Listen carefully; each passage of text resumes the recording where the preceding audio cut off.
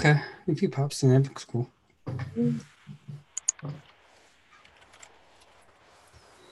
And it says we're live, everybody. Live over here on my channel. I figure I owe you guys a little bit of time because of incident earlier. But yeah, my daughter's okay. Car ain't okay, but we'll see what the insurance company says. She's okay. Yeah, that's exactly it. It's like, shit happens. We were all young once. We all do dumb shit. I mean, it was just an accident. It wasn't like she was, it's all good. She's okay. Only took out 3 mailboxes, so could have been worse. That ditch has been known to put cars on its roof, and she was able to keep it upright and actually get it out of the ditch and on the side of the road. So she really had her shit together. So she did some NASCAR skills there. Yeah, a little bit. Awesome. Oh shit, JFM's out there. What's up, Ingvar? Yeah, well, Ingvar, you kind of like. I had the idea in my head, and when you threw it out there in the Vixens chat, I'm like, yeah, let's do something. Going on, Cloud King Cody, Steve Stu, what's up there, Steve O, Kind Ground, Vaping Trucker, Mike's out there. Be careful on the road there, buddy. Yeah, be safe. Yeah, we don't need anybody like my daughter out there driving, hitting you. Jeff Lawson's out there. What's going on, Jeff? B-Dog. All he's out there starting his dinner. We're just going to hang out and just shoot the shit. And one thing I really want to talk about is this awesome fucking mix you two ladies collaborated on. I mean, just the meanings behind it, and it looks tasty as hell, and I got everything all set up. I'm going to mix it while we're on the air. Up here. Oh, nice. And you will get a little bit about with that obvious flavor separation, even with the creams off the shake. I know that's a massive claim, but what that Wonder Flavors Flappy Pie does with the contrast of the Wonder Flavors buttercream frosting is really something else. And when it all mellows in and settles down after a few days, the proof is in the pudding, literally. Well, I know how excited you were about it the other night after we were all fresh, so. And I know how excited Tan was about it, and fortunately, I was privy to a sneak preview of it before it went live, and I'm like, yeah, I definitely got to mix that. So we're gonna mix it while we're hanging out. Awesome, and thank you for having me on your show. This is my cherry being popped on Frank. It is, isn't it? Awesome. It's never been able to eventuate just due to time constraints before. Exactly, Daylight Savings Time did us a favor tonight. So, thank you. Or your daughter won, depending on how you look at it. Yeah, right. That's not even funny. I'm sorry. No, it's cool. I wouldn't recommend to take that path again. No. And hello to everybody saying hello in the chat.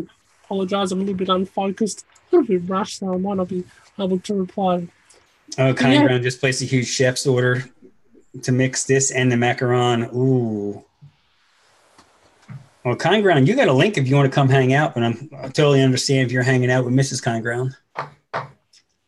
If he's like me, I just took a nap, and I'm like, no. So I had to clip my hair back and pretend like it looked good. And so just pretend. That's all I have to say. Just pretend I look fresh and everything. So I'm sorry. I had took my afternoon siesta. Nothing wrong with that. No. Naps are good. Yeah. Everybody should take naps. That's right. Sunday afternoon over there. You guys most people where I'm living at the moment, because we're in the future, right? Yeah, it's 9:30 in the morning there right now, so everyone's at work except. Oh, Kind Ground's cooking. Wow, he's the cook. Breakfast for dinner. Oh, damn. Yeah. He's like we had ziti tonight with some sausage and meatballs and that's the right answer too, Vaping Trucker. Oh, of course. That's just assumed, isn't it? We didn't have to bring it up, Glam Tam is Glam Tam all the time. No, it's not. 24/7, 365. It takes work. It's a job. Oh, Ingvar wants to know, what is Discord? We need to get Igor put over a in the link. Discord. Put a Yes. link. I don't have. Yeah, go ahead. Someone. You know the easiest place to get it from? The easiest place to get it is from DIYdownunder.com. And you just go right at the top of the splash page. You enter, Let me go. see if I can find it really quick. I'll find it. Yeah. There's a little Discord link right. Um, Go right there. let me find it. Jay Vapes out in the I'm chat. gonna What's going find on, the Jay? link to the Discord and I'll put it there, and you can join. It's a place where we hang out and we talk flavors and we talk. We talk shit. We talk whatever. It's really a cool place to be. Yeah. Sometimes we help in suicide prevention, which you guys did this week, which was absolutely amazing. Extremely proud of you guys for that. Yeah, it's a tough position. It's a tough position to find yourself in. Yeah. Oh no. But yeah. Yeah. But look, yeah, most of the time, yeah, it's an awesome place because see, a lot of people they feel maybe a little bit afraid to pop on camera, but to be able to just voice chat, and that's predominantly what we shine with here at DIY Down Under, at least in our Discord. We'd like to keep things personable, right? So just a nice little bit of voice contact as we're mixing, maybe as we want to sort of share our ideas, exchange ideas about mixing, and yeah, it's really, really working out to be a growing popular little spot in DIY right now. So yeah, I invite you all. As long as you're good people, I invite you all. Yeah. Yeah, there's no drama. There's no bullshit. If you got any of that, leave that at the door. Mm-hmm. And it's a fun place to hang out. Whether you're cooking breakfast for dinner and you got the earbud going, you can shoot the shit and talk to us. And yeah, I'm in there all the time. Pip and Tam are in there all the time. Okay, that should work. Yeah, there you go. There's the link. Tam sent it out there. So anybody wants to hang out and join the Discord. Thanks, Tam. Yeah, you don't know. You do not need a webcam. All you need is your phone. Exactly. Yeah, Steve-O's there. Yeah, sorry, Steve-O. Didn't mean to not give you your proper credit. Oh yeah, Steve-O's there. We have lots of cool people that hang out there. Aaron's there. And sometimes we have the Mel Vape model Ben. Yeah, your son. My son. Yeah, I call him my boy. Yeah, the sexiest male vape model in all of Australia. So yeah, no, it's really, really just a really good little platform just to personally interact and share our ideas and experiences with mixing. And look, none of us or all of us are going to be there all at the same time, but it's worth popping in and seeing who's there. If not, you can throw your questions out there in the little chat area of Discord. Look, when I first got on Discord, I found it personally a little bit intimidating. Look, a lot of people, I guess it's probably because of my age. I look like I'm wearing a hearing aid almost too, don't I? Anyway, because unless you're like a gamer or whatever, you might not be familiar with the Discord platform. And but look, it's rest assured, it's less intimidating than what you think when you first hop on. People get all caught up in these technological gadgets these days and get a little bit intimidated, but don't. It's okay. If you're having trouble, we're here to help. Goose Girl's saying it doesn't work. It says it can't have more than 100 members. What? What the mess? Really? No, I must have sent the link wrong or something. Let me. I'm gonna say, yeah, Discord's never full. That shitter's never full. Let me open up my Discord, the app. I was on the website. Might have to open up the actual app and use the invite. That's what I'm about to do. I just gotta find it on my desktop. It used to be easy when my computer was just a couple months old. Now, a few months old, it's like showing its age. So you guys were butterscotching earlier, and I was literally 4 a.m. my time, and I'm just like we're hunched over the keyboard, looking up, see what's going on, doing a little bit of trolling. Now I've got to be awake on a show. I was surprised that you really were up, and then Tam was like, "Oh no, Pippa's going to be there." I'm like, "It's going to be 4 a.m. her time. It ain't 6 anymore." where time changes, and you guys didn't change. Yeah, so unfortunately, I've got this problem where I seem to get up early. Maybe it's part of getting old. You know, it's just me or old people get up earlier. Go to bed early. I don't know. I think I'm still a little bit a little bit older than you, Pippa, and I didn't get out of bed today till 10 a.m. Let's try this one.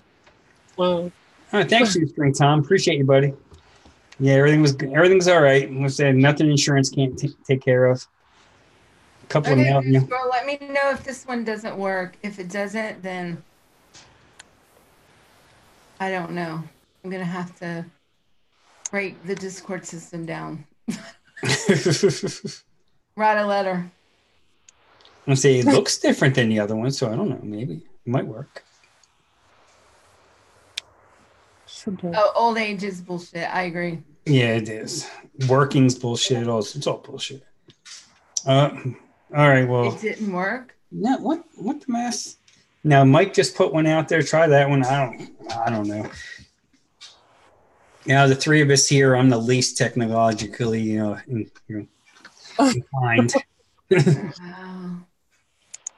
Wow. Look, guys, I will check it out.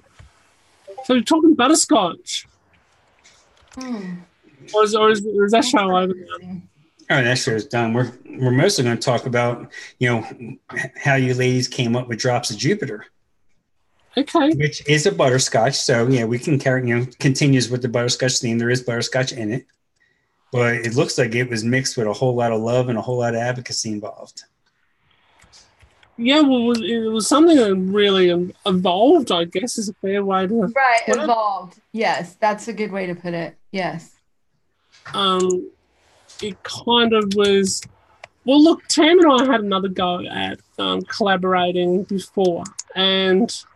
to be honest, it was worse than a dumpster fire. We just threw it together too fast, and we probably had too many distractions going on. At least that's it I'm keeping with, right? Uh-huh. I don't even remember it, I don't think, the last time, because I think I was half asleep when we did it last time. And even this time, it was just amazing how it worked. I even stayed up till 2 a.m. Thursday night. When I heard about that, I was just like, okay. Yeah. Because I think I was up till about 11, and I was just like, yeah, you girls have at it. I'm done. So what basically happened is Tam came up with a picture. She had this picture in her mind of what she wanted to do. Mm-hmm. And I'm like, well, do you want to collaborate on this one, Tam? Yeah, if you want to. She says, Tam and Tam. So I said, right, okay, what have you got in your mind? How do you think you'd go about it? And then I've thrown in my 5 cents worth, and then we really started playing the process of let's let's put this in. Oh no, that won't work next to that one. Let's put that one in. And a good hashtag, give it a go. And when we just finally decided on our first concept, then this really, really happens, that you can get it right virtually almost the first time. It takes some years and it takes some understanding of some flavours, but yeah, we thought about the layers, thought about the textures, where we're going to get the separation of flavour. And I know this might sound like advanced terms, but in other words, just what are the distinguishable notes we'd imagine as they went into our mouth eating this butterscotch pie? What would we feel in our mouth from the crust through to the body, through the creams? And how do you separate a cream from a pudding, right? Normally, because I've got this thing in DIY where I believe there's blending and there's layering. And layering, to me, is distinguishable flavours purposefully positioned in a recipe, so it sort of flows in and through the inhale and exhale the way that you would experience the real thing if that's what you're going for. Yeah. Or you've got blending where it's kind of like, okay, here's a bunch of really nice flavors we'd like. Let's pop them in a cocktail shaker. Let's shake the shiz out of it and see what we get. And sometimes, and quite often that works really, really well as well. But thinking about what's going to pop, where do we want that particular concentrate to poke its head up, down to the last little bits of honeycomb on top, those sprinkles of honeycomb or those hard toffee top of honeycomb. I was glad you guys went with honeycomb as opposed to toffee, because I don't have any toffee. And when I saw honeycomb, I'm like, okay, I can do this. Yeah. And no, it takes a few days for that one to shine, but it didn't take long to shine. So that's what I keep hearing. That's why I got the scale set up. I got all the concentrates laid out. Got my bottle. We're going to do this.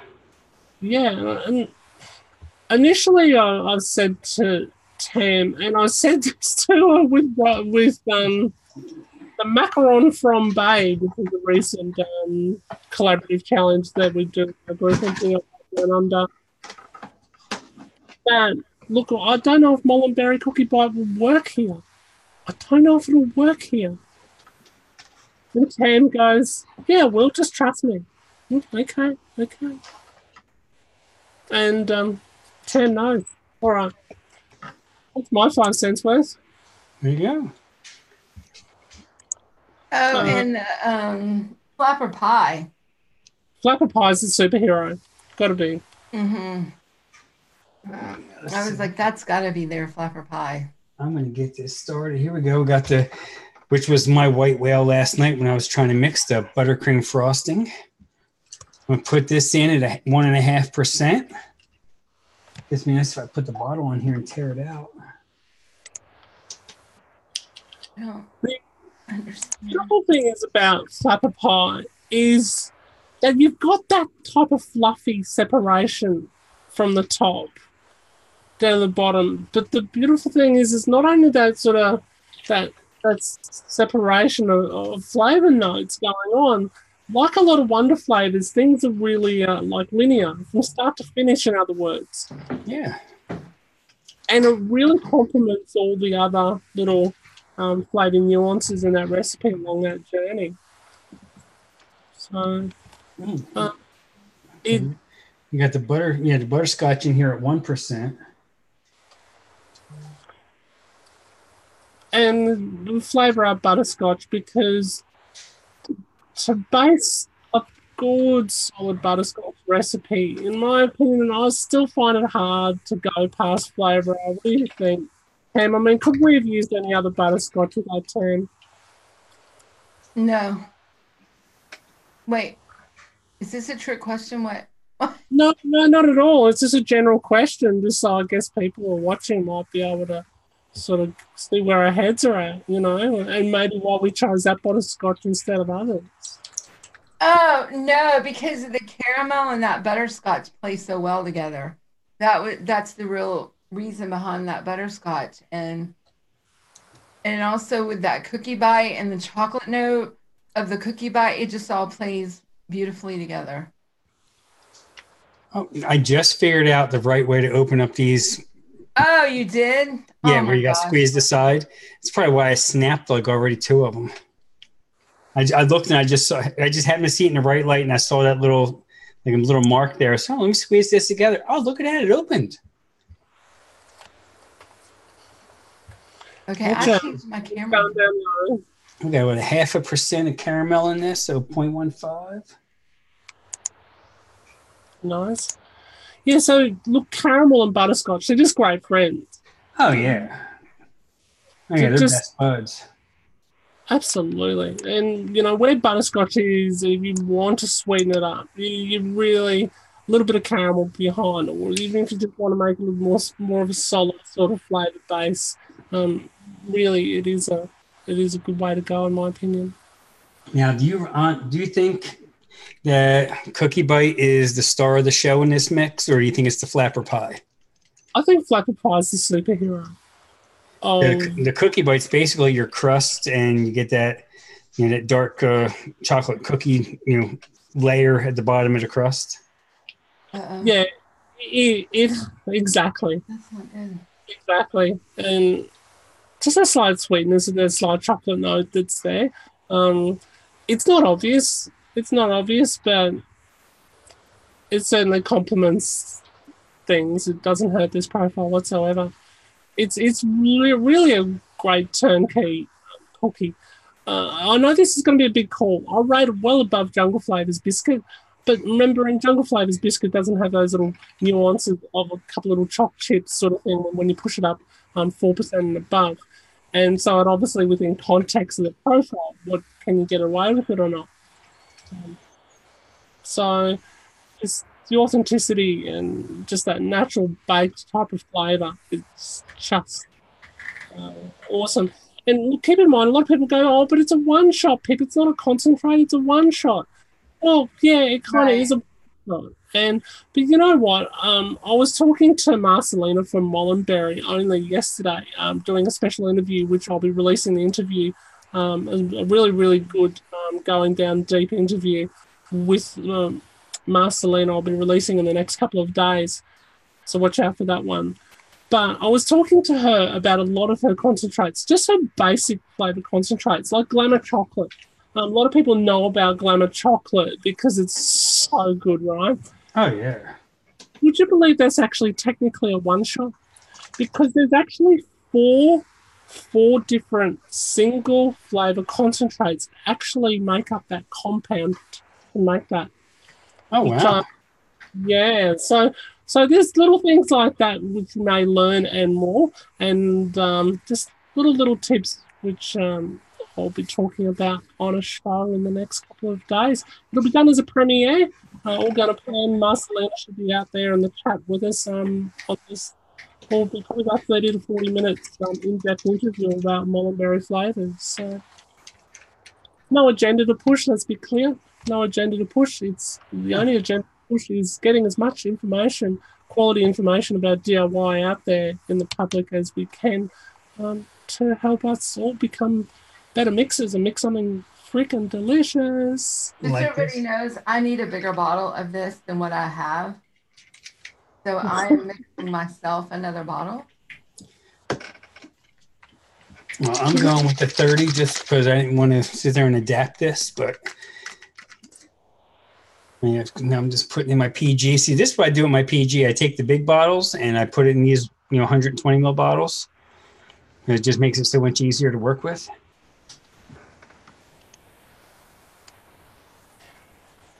Did we end up getting Discord run?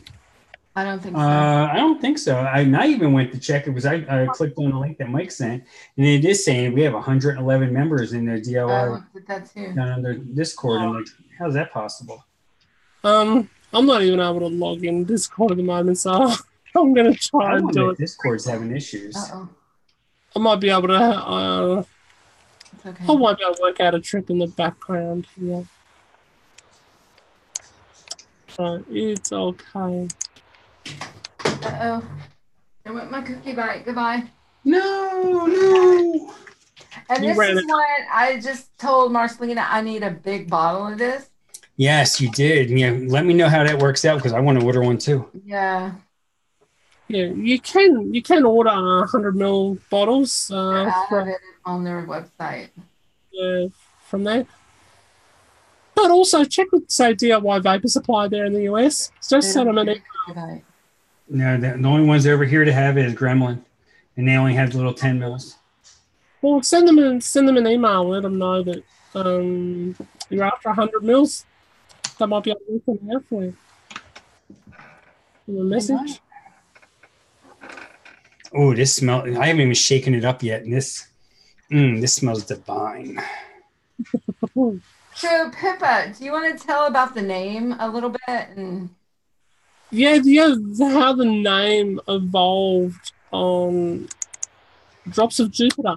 Well, look, basically, I looked at it and I go, what are we going to call this? And I'm like, well, this tastes like this is out of this world, this whole profile, the way that already explained already, just the way the nuances of flavors, the layering, the separation, the distinguishable parts, the way it flows in mouthfeel and everything. It's out of this world. And I'm looking at the colours of the particular butterscotch and the layers of cream and stuff like that, and I'm thinking of the colours of Jupiter. Yeah. I'm like, it's out of this world. It's coloured like Jupiter. Jupiter, obvious name, right? We need Adam to sing this. We need Adam to do the song for us. Yeah. That's what we said, yeah. So I've gone, Tam, what do you reckon about Jupiter? Yeah, cool. Let's go. And then of course, what comes in your mind when you hear Jupiter these days, it was such a massive hit for Train. It was a massive, massive hit 10 years ago now. Would you believe time flies like that? And so, of course, I'm playing Drops of Jupiter, and unbeknownst to me, so is Tam. Tam messages back. The same exact time. That is awesome. It just sends back. We have a few people in chat that I have not seen before. Roger Malmetal. Roger, welcome. I've heard a lot about you. I have a lot of respect for you and your mixing style. I appreciate you, buddy. And we got Chevy Man out there and Adam's out there now. He woke up. He had a killer set last night, so I don't blame him for nothing earlier. I'm sorry, Pepper. Go ahead. I just wanted to shout out Roger because this is the first time I've seen him in the chat, and I appreciate you, bud.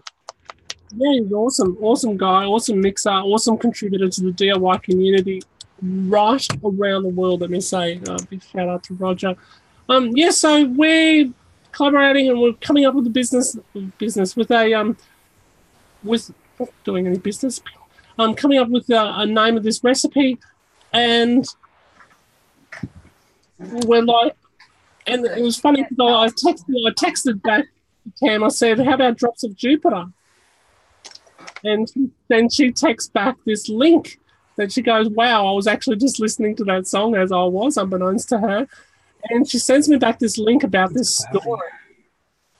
This story she found very quickly, almost instantaneously, about the lead singer of Train, Graham, and why he wrote that song. And it was kind of awesome. Chills and whoa, what gave us chills, Ryan? We'll come back after the commercial break and we'll tell you then. I'm joking. Seriously, what gave us chills was reading through the story. I've gone, what, Tam? Wow, it just got real. What got real? Graham's lead singer of Train, who performed Drops of Jupiter, the only reason why I wrote that song was because his mother died of lung cancer from smoking. Yeah. And it was just a bit of a shout out to his mum, if you like. Yeah. And when you start listening to the words, it's like, wow.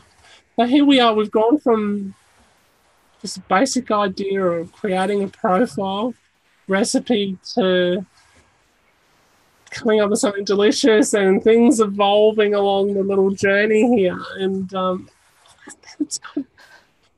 me, that is fucking everything and more about what mixing is all about, you know, going on a journey.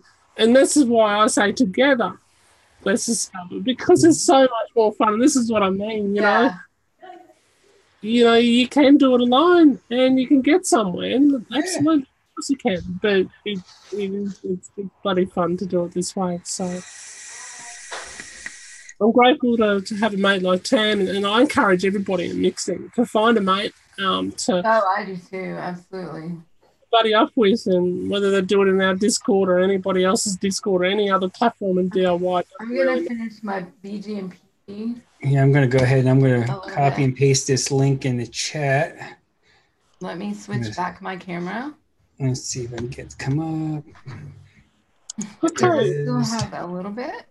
There you go. Would someone kindly check that Discord link I just popped out in the chat there? And I think Ingvar got their Discord link working. I'm not sure about Goose Girl. I think she's saying she spends too much time on the computer already. So her computer's going, no more. Yeah. Oh, LabWorks is out there. Oi, cunt. Yes, young Paul. Yeah. think Paul's turning 70 this year, so No, what's that in America? That's like 70 in Australian money, though. What's that, about 45 in US dollars?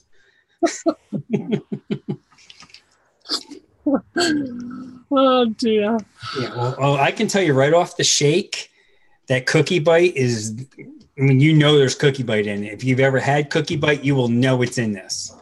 Mm-hmm. And that's not a bad thing, trust me. So wait till it steeps. That's the thing, isn't it? I mean, anything you put Cookie Bite in, you're going to have a good day. Oh, this is very true. Steep or no steep. I gotta put a battery in there. There's slight hints of coconut in Cookie Bite, but it's not an oily coconut. It's a texture. No, it's not. Yeah, you're right. And it's not an offending coconut. I know some people hate coconut. I hate coconut in the same way that all the people hate coconut. If you play with that suntan oil, sometimes I think maybe with an alcoholic experience at some point in time. Chefs does have Cookie Bite now. Yeah, they do now, yeah. Yeah, they just got it. Yeah, Paul, I think you know what's behind here. We talked about this before. I want to actually shout Paul out a bit more seriously here. Yeah, absolutely. Okay. Paul reached out to me probably just a bit over 2.5 years ago now, and he's saying, Pim, you've got to try this range of Mullenberry stuff. And I've gone, why? I've got like 400 or 500 odd flavorings. Like, honestly, like, I need to learn all these first. He's gone, no. In the way that Paul can when he actually does something years ago, that's doing all that stuff on his channel lately. You've got to try. And he's so right. I'm so grateful to that. So massive shout out to Paul for leading in the right direction. And awesome. Yes, it has helped me understanding flavour in an amazing way, and certainly going from there. So he's a guy who really, really challenged me in my mixing journey, if you like. So shout out to him for challenging me. I like people who challenge you. Oh, heck yeah. Pippa likes to challenge me, which is a good thing. Well, then it goes downhill because you challenge me too. That's why I'm going broke buying flavors. Yeah, it goes. It's like a tree branch. It starts. Yeah. So yeah, whoever challenges Pippa, so it just kind of drizzles out. It rolls downhill. Yep. Yeah. Yeah. Okay, so here I'm putting the link to Cookie Bite at Chef's. No, I didn't either. That's another Discord link. Never mind. Okay, but I'm about to put the link to Chef's. And you ain't kidding, Paul. Welcome to the rabbit hole. Yeah, it's about right. I'm almost to 500 now. So when I put in the last 17, I got. 15. Oh yeah. Well, I don't know if I'll ever get there. Yeah, you will. Yeah, hanging around with you, I might. Yeah. I don't know how it happened, but it happens. Yeah. As long as my kid don't quit, as long as she quits wrecking her car and I keep having to pay for these damn, insurance premiums. Yeah, but even with as many concentrates on the wall behind you, Tam, and wherever you stash yours, Frank, you're still ahead. If you're not ahead even financially, and I'm sure you're still way ahead financially. Oh, yeah. Absolutely. Because here's another thing, like for my company, they're doing a thing this year. It's a wellness thing where all I have to do is, every member on the policy has to get a physical done and blood work and all that and dental, exams and all that. And because I do not smoke, next year I'm going to get 10% off of my insurance premium, which for me, that equals about $8,000 a year. Or no, I'm sorry, it's about $800 a year. Nice. So there's another savings. You can buy the rest of your flavors. Actually, it's going to end up being how much? No, it's going to be more than that this year. It'll be. Let me do the math right. If I go back up to the other policy, because I'll probably do that with the savings, so probably going to end up being about $3,500. Yeah, about $3,500 next year. No, that's not right. That's not, whatever. It's a big savings. No, that's not right. That would be paying 35. Yeah, I'm not. I'm thinking too hard about it. But it's going to be a significant savings. It's never been this fun and delicious with my clothes on. That's all I'm going to say. There you go. That's a good one. So, lost for words now. Yeah. Paul's got 1,100 120 ml bottles, and the rest are 250 ml bottles. That's going hard or going home there. There ain't no 10 ml samples there. He's like, I buy 10 ml bottles until I try it, and then if I like it, like the honeycomb from Vape Train, then I get the 4 ounce. That's when I go big. And then you pass off your 30 ml bottles to us. And then I have an extra 30 ml. I'm like, oh, here, you can take that one. Yeah, here, you need this. You need this in your life. You don't have that? Okay, you can have my 30 ml because I only go big now. Good time to remind people that those who have the least amount of concentrates and can mix a more than adequate vape for themselves wins. Yep. Oh, absolutely. Yeah. She's not calling you a lazy mixer, but... Exactly right. Mars. Yes. Uh-oh. Somebody's calling somebody a heifer. She's like part of our gang now. If she's calling people heifers, yes. Honeycomb, butterscotch ice cream, and bakery spice. Well, I kind of did that today with my butterscotch ice cream because I didn't have the honeycomb in there when I threw in the one-on-one, whatever it is, the one-on-one bread pudding, because that has that bakery spice to it. Steve-O, you're far from a lazy mixer. Far from it. Yeah, I was going to say, you're... But it doesn't matter because you know what? You have 125 flavors, and I bet more than half of them you know inside and out already in your short mixing journey that you've had this time around. So that's all that matters.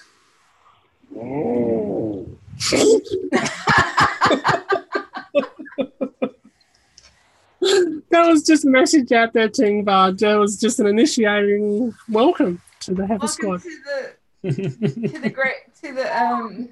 To the greener pasture. Yeah. But even though I have all these flavors, it's amazing how many that I do use.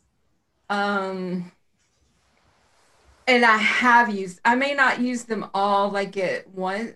I'm of course not all at once. Like I have a bunch that I have used, and they're kind of in retirement because I know how they work, and they don't work as well as some of the others that I have. Oh yeah, right. I mean, seriously, Tim, out of all your flavors on a monthly basis, let's say, what do you think? How many of them do you think, percentage-wise, that you use? According to what piles up on my desk on the end of each week, 20%. God, that's such a hard question because it really just depends on profiles and things like that. But I almost want to say at least 20, if not more. And like I said, it can average a different 20%, a different group of 20% the next couple of months. If you figure 20% of what you have is about 280 to 300 flavors. Give or take. Yeah, just say yeah. But what I'm saying is like the next month or two, it could be a different grouping of flavorings that I'm working with. So like Wonder Flavors, Flavora, Flavor Art, Vape Train. Like it's just, I get it because I do the same thing even with, not having a third of what you have. I can, at least now I can say I'm up to a third of what you have. Before it was only maybe 10%. But yeah, I can, there's many of them in here that I haven't looked at in months. But then there'll just be that one chance. Oh, well, I see a recipe somebody mixed that looks really good. Oh, well, they use that. So, oh, yeah, look, I have that. and I may have, knock the dust off it and shake it, give it a good shake, and then give it a go. And then you find a use, a new use for that flavor. Exactly. You didn't know that it worked that way. That's what I like. That's why I like to mix other people's recipes a lot, just to see how they use the flavors. Yeah. And how maybe some different ways that I could use them that I didn't think about. You can do an inspired remix, yeah? An inspired remix, yes. Pippa, you want to talk about that? Well, real quick, you have a good night, Tom. Thanks for checking in with us. Appreciate you, buddy. Yeah. Hola, Mr. Burgundy. A whale's vagina to you, sir. Yeah, look. One day I'm going to have to ask about that because I don't understand that. I've now created from the movie, Anchorman. Okay, I got you. A new hashtag to use with your recipes if you want to. You don't have to.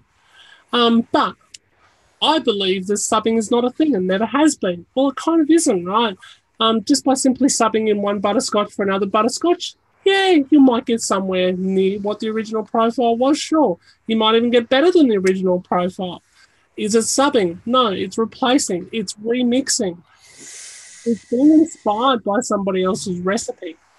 And this is why I call my latest hashtag inspired remix. Because in my eyes, subbing is a thing and never do anything, and subbing's part of our vernacular and DIY. Well, didn't you change it to a lateral insertion? Yeah, so Fresh03 brought up his own hashtag of lateral insertion. It's kind of an interesting one because it could be used in many different angles and different endings. Fresh has always got the happy endings, and yes, I agree. Okay. I think that's the main thing. Everything's got to have a happy ending. Yeah. Anyway. So instead of saying, I'm gonna sub, I'm gonna do an inspired remix by doing a lateral insertion. There you go. A surgical move. I think it tells more. Well, it's kind of like yeah. There we go. Well, I think it tells more of the story about what you're actually doing and what you're setting out to do. Mm-hmm. I'm going to sub this because I haven't got that. Kind of doesn't really help somebody else, and particularly also when you're reviewing another person's recipe, you can sort of say that was a great recipe. Didn't you have that? I had this, and that's okay. But if you say your recipe's shit, I've had it. I subbed 2 or 3 of the flavors, and it was still shit. Yeah, that's not fair. Well, that's not. Exactly. And it's not clear whether you had the original flavors in the first place. Don't be that person. That means hashtag don't be a dick. Roger's. Well, if you're gonna sub flavors in a mix, do not review it because you're not doing exactly what they intended it to be. Now, if you mix it and you vape it and it's great, then you're ahead of the game. But maybe throw that person a comment saying, "Hey, I mixed it and I subbed out A, B, and C, and it turned out really good. I used your base, my additives, what have you." But yeah, don't review it and say, "Oh, well, it sucks," when you don't use the actual flavors that person used in the in the original mix. Yeah. So, but at the end of the day, we can always do a merry best way, and that is about doing it your way. That's right. But it just makes sense, right? It makes sense. Got to do what makes sense. Yeah. I can just imagine. I can just imagine what this is going to be like in like 2 or 3 days. Oh, it's amazing.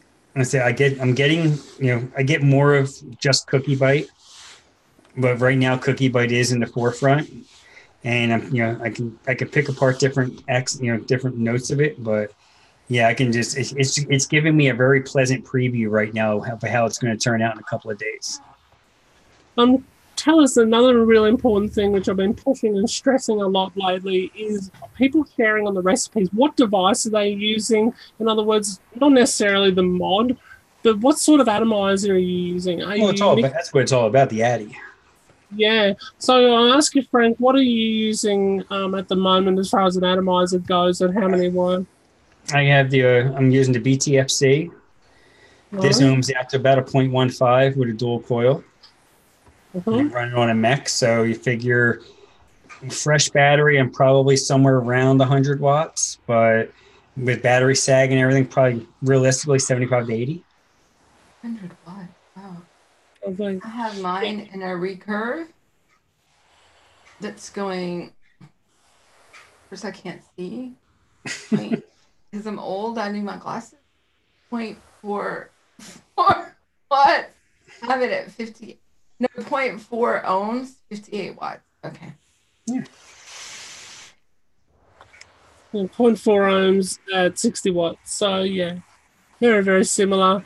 And it's important to put that, I think, on a recipe. I think that, like, should be one, what did you test your recipe on when you this is when you share your recipes on ELR, ATF, or wherever you want to share them these days, Vape Dish, wherever, and making sure that you put, what was the atomizer? Was it recurve, whatever? Preferably, the type of coils, maybe a Nichrome 80, 90 stainless steel. That can make a hint of difference to flavour.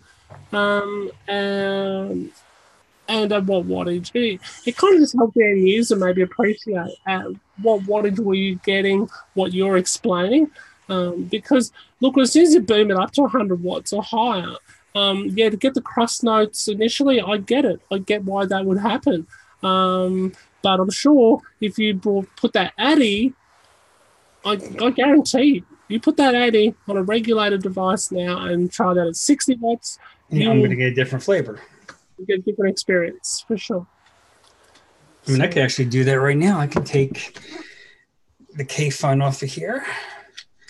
That I've been rocking that Ride With Me that Tam made the other day, and that stuff is tits. It's awesome. Yeah, I think it's part of DIY that's essential to talk about more. I don't think it's talked about enough or respected. So that should be the top line in a recipe. The amount of days it takes to steep should be the next line, and then going into the individual flavors, why you use them in context of the recipe. And I've obviously made a little bit of a description if you want, and please, I think there should be more funny stories on recipes as well. Right, I agree. I think that's always interesting. Yeah, bring the fun back. Hey. Tell us about the funniest Three Little Pig story you've ever experienced, and or jokes. There should be more jokes on recipes, I think. Let's see what we got here. Well, the recipe you were talking about, Frank, the tobacco one I did, yes. Ride With Me. I did it in a sub-ohm, not a sub-ohm, a dripper. For the first few days, I was testing it and seeing how it would go. And it was really good. But then when I put it in my K-Fun, it was a different experience. But it was, really good still, but a different experience to get all together. Well, that was like I took one of the tobacco mixes that we're judging for the SMR contest, and I was dripping it. Yeah. And it was enjoyable, but it was a little over the top, I guess, for tobacco running it, at higher wattage. Because I think a lot of tobaccos work better in lower wattages, higher resistance, smaller atomizers. Especially I think they go really well in tanks. And then when I put Ride With Me in the K-Fun, I was like, yeah, this is what it's supposed to be in. Yes, that's when I put it in the K-Fun. It's actually an SXK K-Fun. I can't say it's a real one, but it was like, yes, this is it. Well, the ones that Addy makes, it's a clone, but it's tunified, so it's different. Yeah, it's different. It's not like mine. Yours has a tighter airflow though than the one that I have.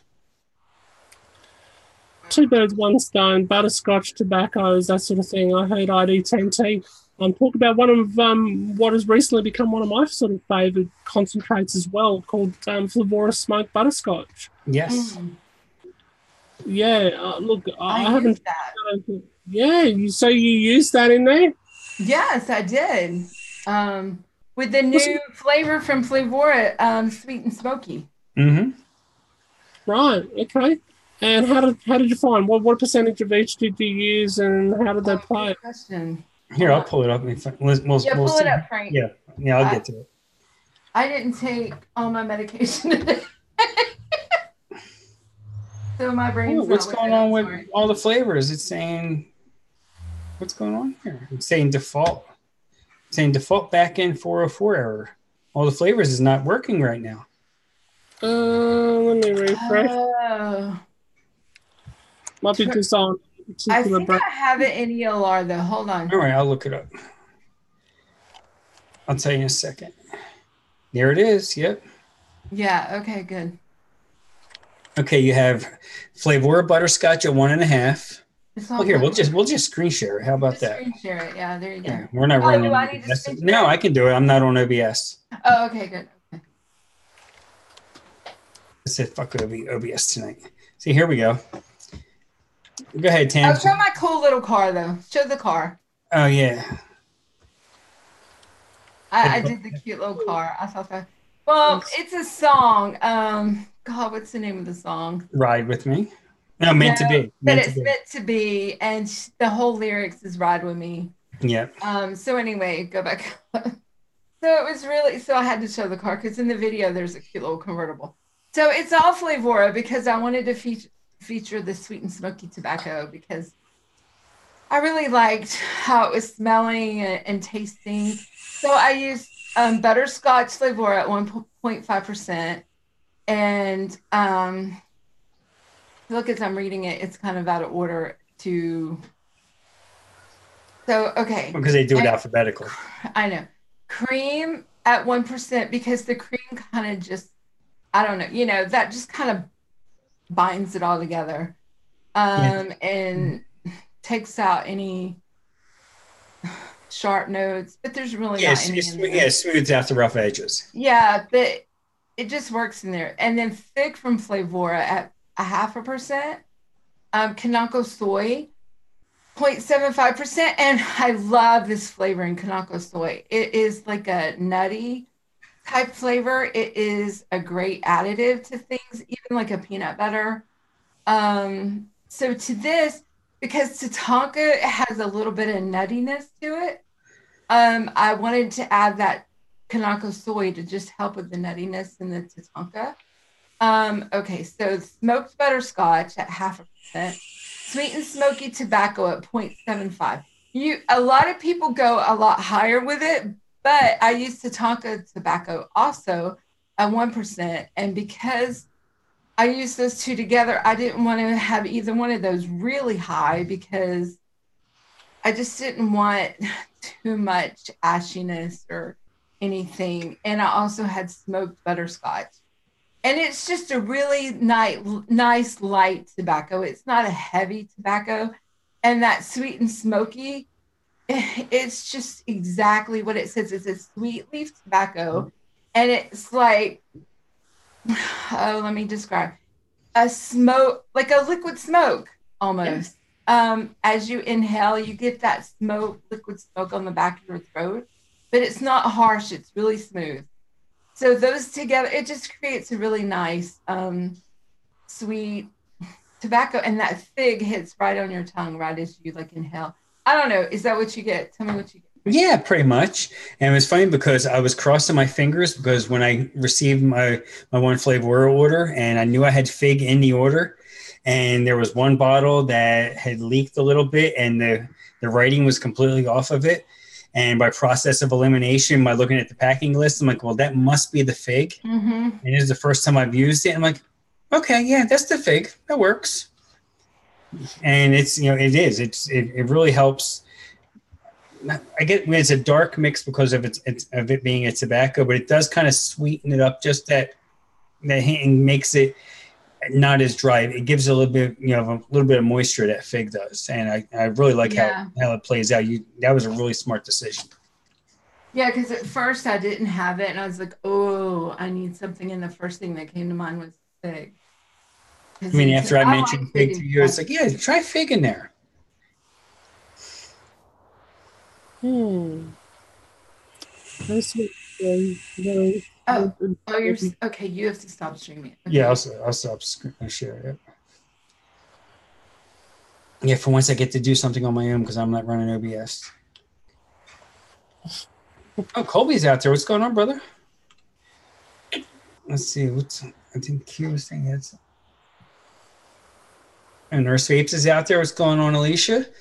What's Roger saying? Back home is a couple of years old. Steam Crave VRDA. Oh, I don't think I remember the VRDA. I know Steam Crave's made a few RDAs.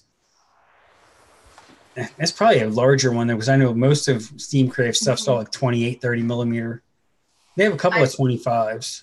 I saw someone blaming Roger earlier for them shopping at Chef's.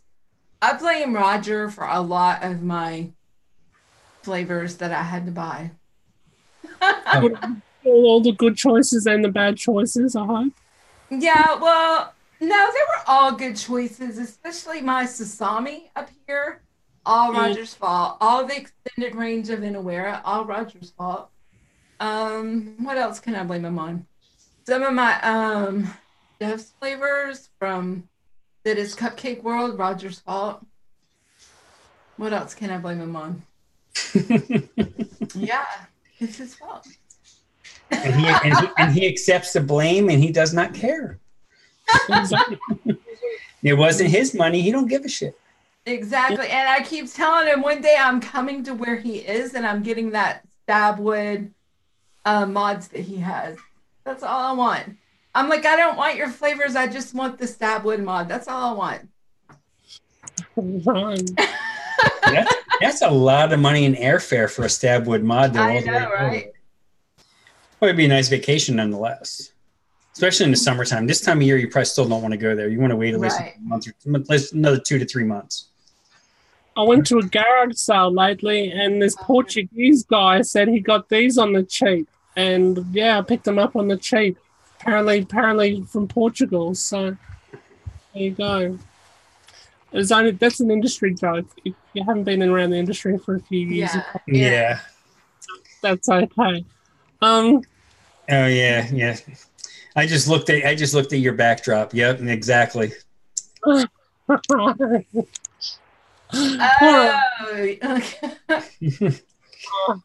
Oh, we're dodging drop bears again. Dodging drop bears. What's going on, Colby? I know he's probably cold still. He's in Saskatchewan, so.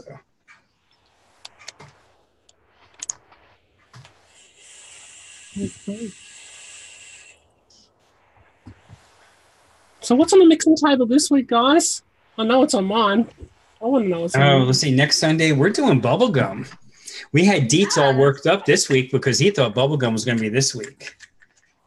Right. So, yes, it was. And all of a sudden, I told him this morning. It's like, we're doing butterscotch this week, right? He goes, oh, I got my weeks mixed up. I'm like, okay, well, don't worry about it. You got a whole other week to plan on bubblegum. And I have Flavora bubblegum coming this Tuesday. So, but I already have the Mullenberry one, which is probably the best out of the ones I have, that I am getting. I have the Capella, which the Capella one's kind of, I don't know, it's not really a bubblegum, more like a juicy fruit gum. It's a dry. It has that dry powdery texture to it. So I used it once in a mix that it was somebody else's mix that I wanted to mix up when I first started, and it wasn't all that.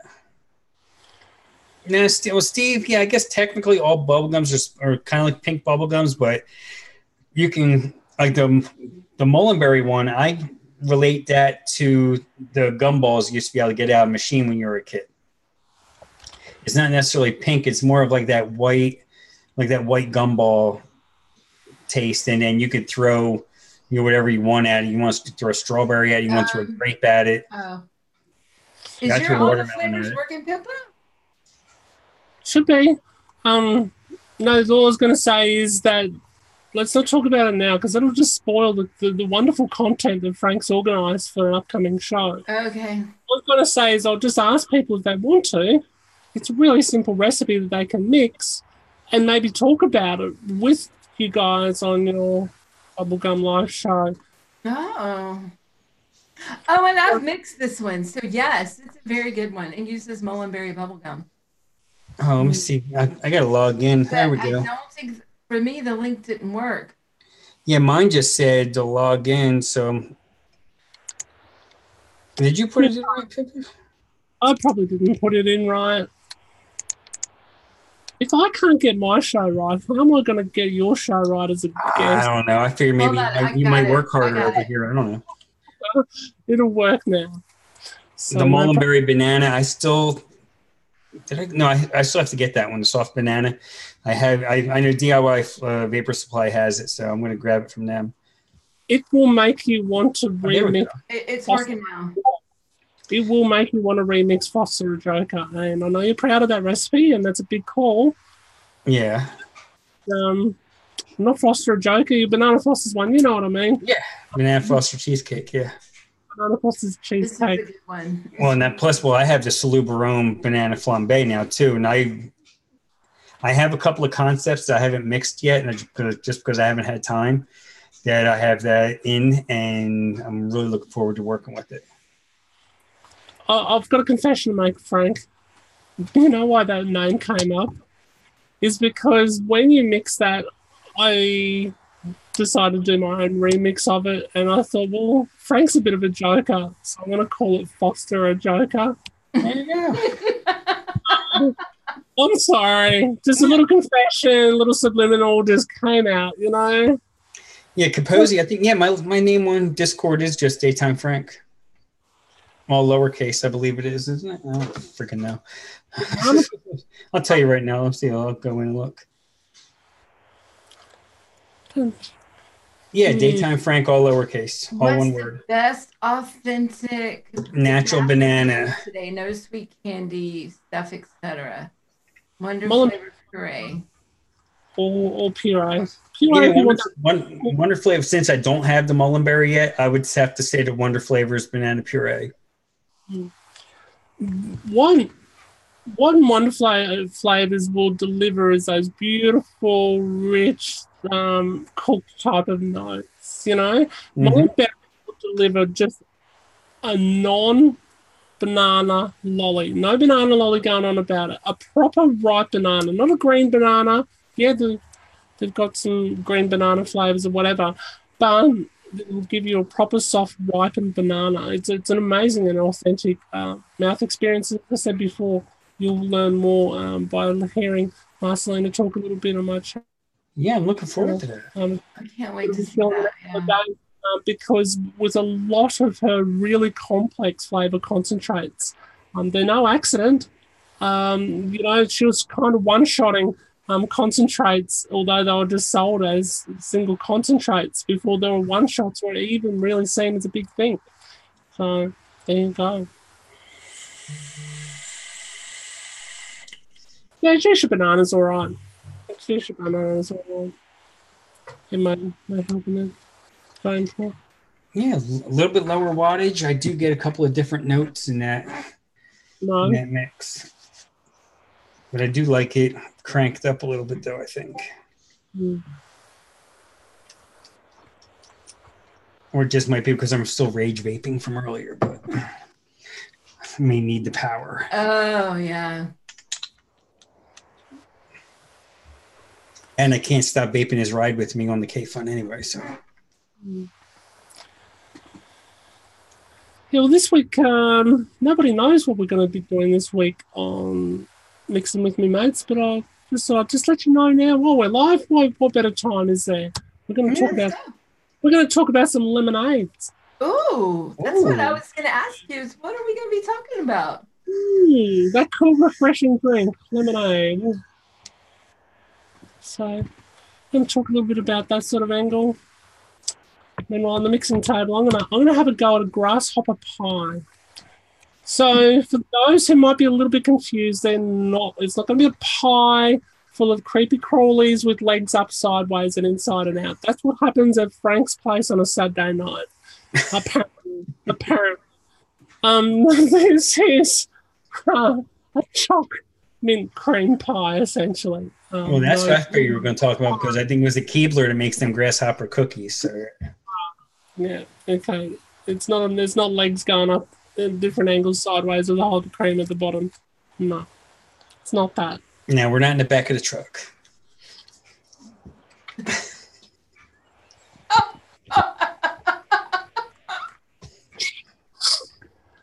We say with a straight face. Look, you've got to admire somebody who can mix in the back of a truck, you know? Yeah, like Mike, the vaping trucker. Yeah, exactly. Mm-hmm. Exactly. Chamomile honey. Oh, that sounds good, Roger. Yeah, it does sound good. I'm just see because you won't want to use flavor. I mean, if you try to make that into a vape, you don't want to use flavor as milk and honey because I think that'll get too dark. I think the contrast between the citrus and the milk and honey probably wouldn't work as well. But maybe FA honey at 0.1, since that's a super strong honey with for lemonade. Vape Train Sweet Honey is probably about as good as what's publicly available. I don't have that one. Again, that's $1 sweetness. Dull enough. No, it's actually not really. Well, you said that the other day. Well, I kind of put it there as an extra $1 sweetness. Yeah, you did. In context, but no, my $3 of sweetness obviously are the sugar cane, the raw sugar, and golden syrup. That's the definite $3. Yeah. And they're the original $3 of sweetness. Yeah, I think that honey would probably go more towards the side. It's not straight on; it'd be kind of like on the side. Yeah. Yeah. It's an entirely different type of sweetness because honey's really got to be contextual. In other words, it's got to really fit a particular type of profile. It's pretty. I mean, some people might argue with me here, but in vaping, it's pretty limited with its uses. So that it hasn't really got a separate dial. It's just like a little pickle on the side, you know. Do you want me to actually just explain the $3 of sweetness? Yes. Why don't you get the chart out and explain it? Oh, me? Yeah. Well, basically, you have your raw sugar and you have your the sugar cane. They are the top dials. They're not as sweet, but they get the job done. And then you have the golden star, which gives you that deep, very deep sweetness. And where is that located at? That's down deep, very down, up and deep there. Where it's very very warm and moist. Very good. See, yeah. Yeah, that's it. Nothing else to explain. Exactly.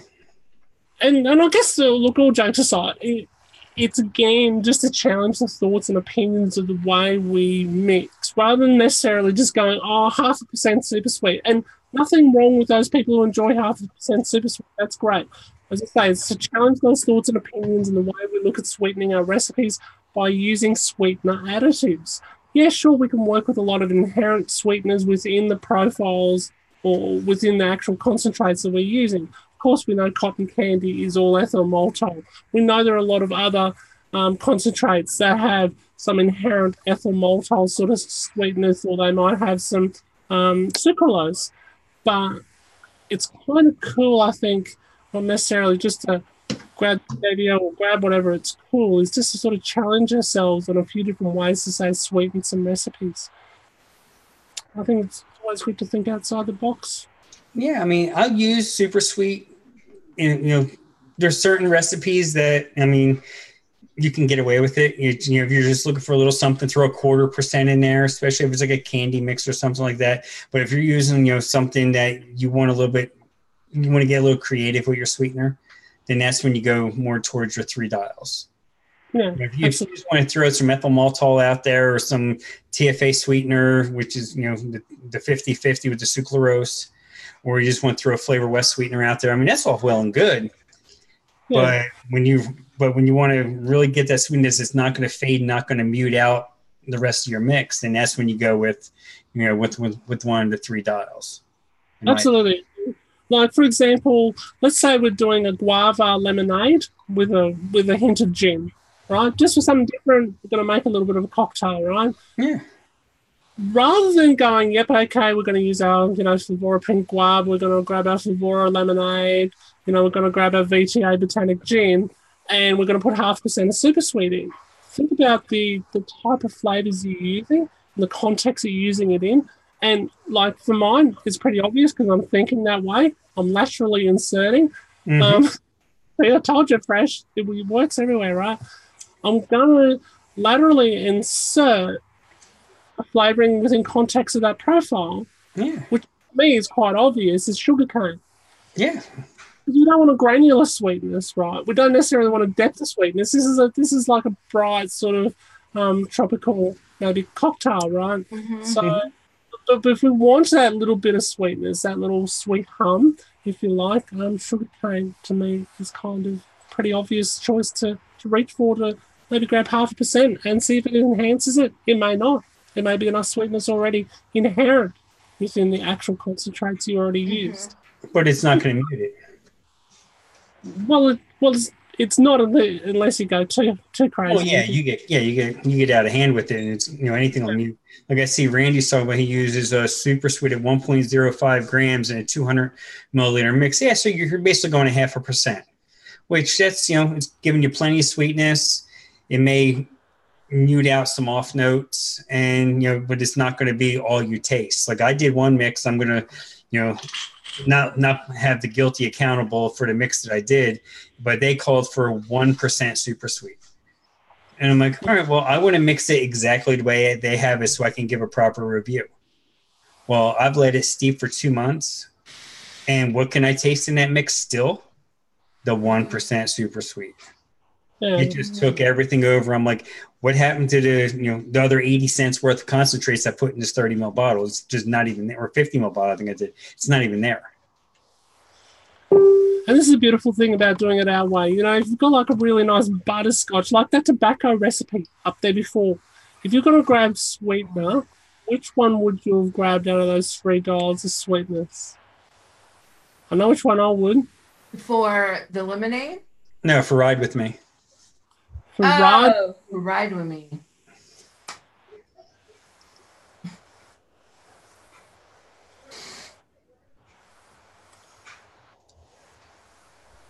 No? I think I know which. If I was creating that recipe and I wanted to, and if I had to throw some sweetener in, I think I know which one I would use. Ron? I would use the golden syrup because it's already a dark recipe, and you're not looking to brighten it up. You're just looking to add a little bit more dark sweetness. So what's more dark than sweet than that deep dark dial of sweetness in the golden syrup? Exactly. Raw sugar, well, it's not as granulated as, say, a super sweet. It's still that, it's not quite brown sugar either. It's like, does that belong in a tobacco? Would you imagine? Yeah, brown sugar would work, but we're just talking with the three from Vape Train, which golden syrup, in a way, it probably does have it has a brown sugar note to it because of that maple. So but without any granule. Yeah. But if you didn't have it though, and you wanted to use brown sugar, TFA brown sugar at like 0.5%, and you're fine. Yeah, it won't change it that much. I'm sorry. My palate, the TFA brown sugar is a temperamental little thing. It really is. I find once I start pushing past about 0.25%, I don't know. There's some unpleasant sort of humming back notes I get, no matter how long it take to steep. But I guess it's probably why it's not used a lot. I have a bottle that's probably close to 2 years old that probably still has 5 mils left in it in a 10 ml bottle. Yeah, pretty temperamental little thing, and it's great that we've got those type of things around. So Randy's saying still using yellow cake in his custards. Look, whatever works. Yeah. It's keeping Pinkies, go for it. Whatever. As long as maybe jungle flavors preferred option. But hey, if you're using Flavor West, don't worry, it's still safe in the smoking, right? Yeah. Well, be careful. It's kind of like a therapeutic term, in my opinion. But even if you're just using a like 1% or whatever, it's not like you're using a 3 or 4% like people do in a cake mix. it's not that bad No. as an additive to a custard. Yeah, if you go half 1%, I think you find it's going to thicken it up, give it a little bit more mouthfeel. Whether it's Flavor West or Jungle Flavors is going to give you a little bit more of a buttery note, Mm-hmm. in my opinion. But yeah, better than 6. Yeah, I mean, you're not going to go crazy with it. I'll tell you what, an interesting little bonus prize adding to a custard I'm still experimenting with. And as soon as I know more, I'll bring out more with this, is mixing the new Wonder Flavors flan. Flan. It's pronounced flan. Or is it pronounced flan? I think it's flan. Not flan. Wonder Flan. Flavors flan. Putting a little bit of that behind your other custards. Have a go at it. Tell me what you think. Tell Frank what you think next time on the channel. Yeah, I still have to pick that one up. That one, my last order, it didn't make the cut. To me, it provides a really, really beautiful, there's a gorgeous sweet hum. Again, Wonder Flavors, not all, but most are really linear. They're really solid from start to finish. They seem to carry through the whole recipe. And custard, let's face it, if you're just after a custard, that's what you want, right? Oh, Don't yeah. necessarily looking for really big high points or low points. So you could more safely make a blend, the way I look at mixing at least, as a blend. You've got this nice consistent flavour from start to finish, because that's what you want in a custard, isn't it? Mm-hmm. Exactly. And the flan, it kind of does that because it has kind of a custard note to it. Mm-hmm. I mean, just by looking at the picture of it and just knowing what a flan is. Yeah. It does have like that cooked, like cooked whatever it is with that. It seems like it has a custard in it. Like it almost looks like if it would have that burnt sugar note to it, almost like a creme brulee, but with a custard behind it. Mm. I mean, it's just in context of butterscotches and sweetness, and Randy talking about custard. It just made me think about it because it's kind of got like almost like a butterscotchy type of note. Mm-hmm. It's like a butterscotch almost type of sweetness, and I'm finding using it low as a sweetener almost to custards. Very complimentary. Yeah. Let's see. But don't know what I can use flapper pie for now. What else than butterscotch? Oh, flapper pie. Nick Evans has a fantastic recipe of with Vape Train's lemon meringue tart. And he uses that concentrate with it. And it is fabulous. And something about that concentrate just makes that. You could use it with anything other than butterscotch. Anything that requires cream, like you could use it with bananas, caramel, like anything you're making a pie that has a meringue or anything you could use that flapper pie for. Am I? Yeah, I mean, it makes sense. Yeah, it's got a separation. It's almost got like a separation of creams flavor.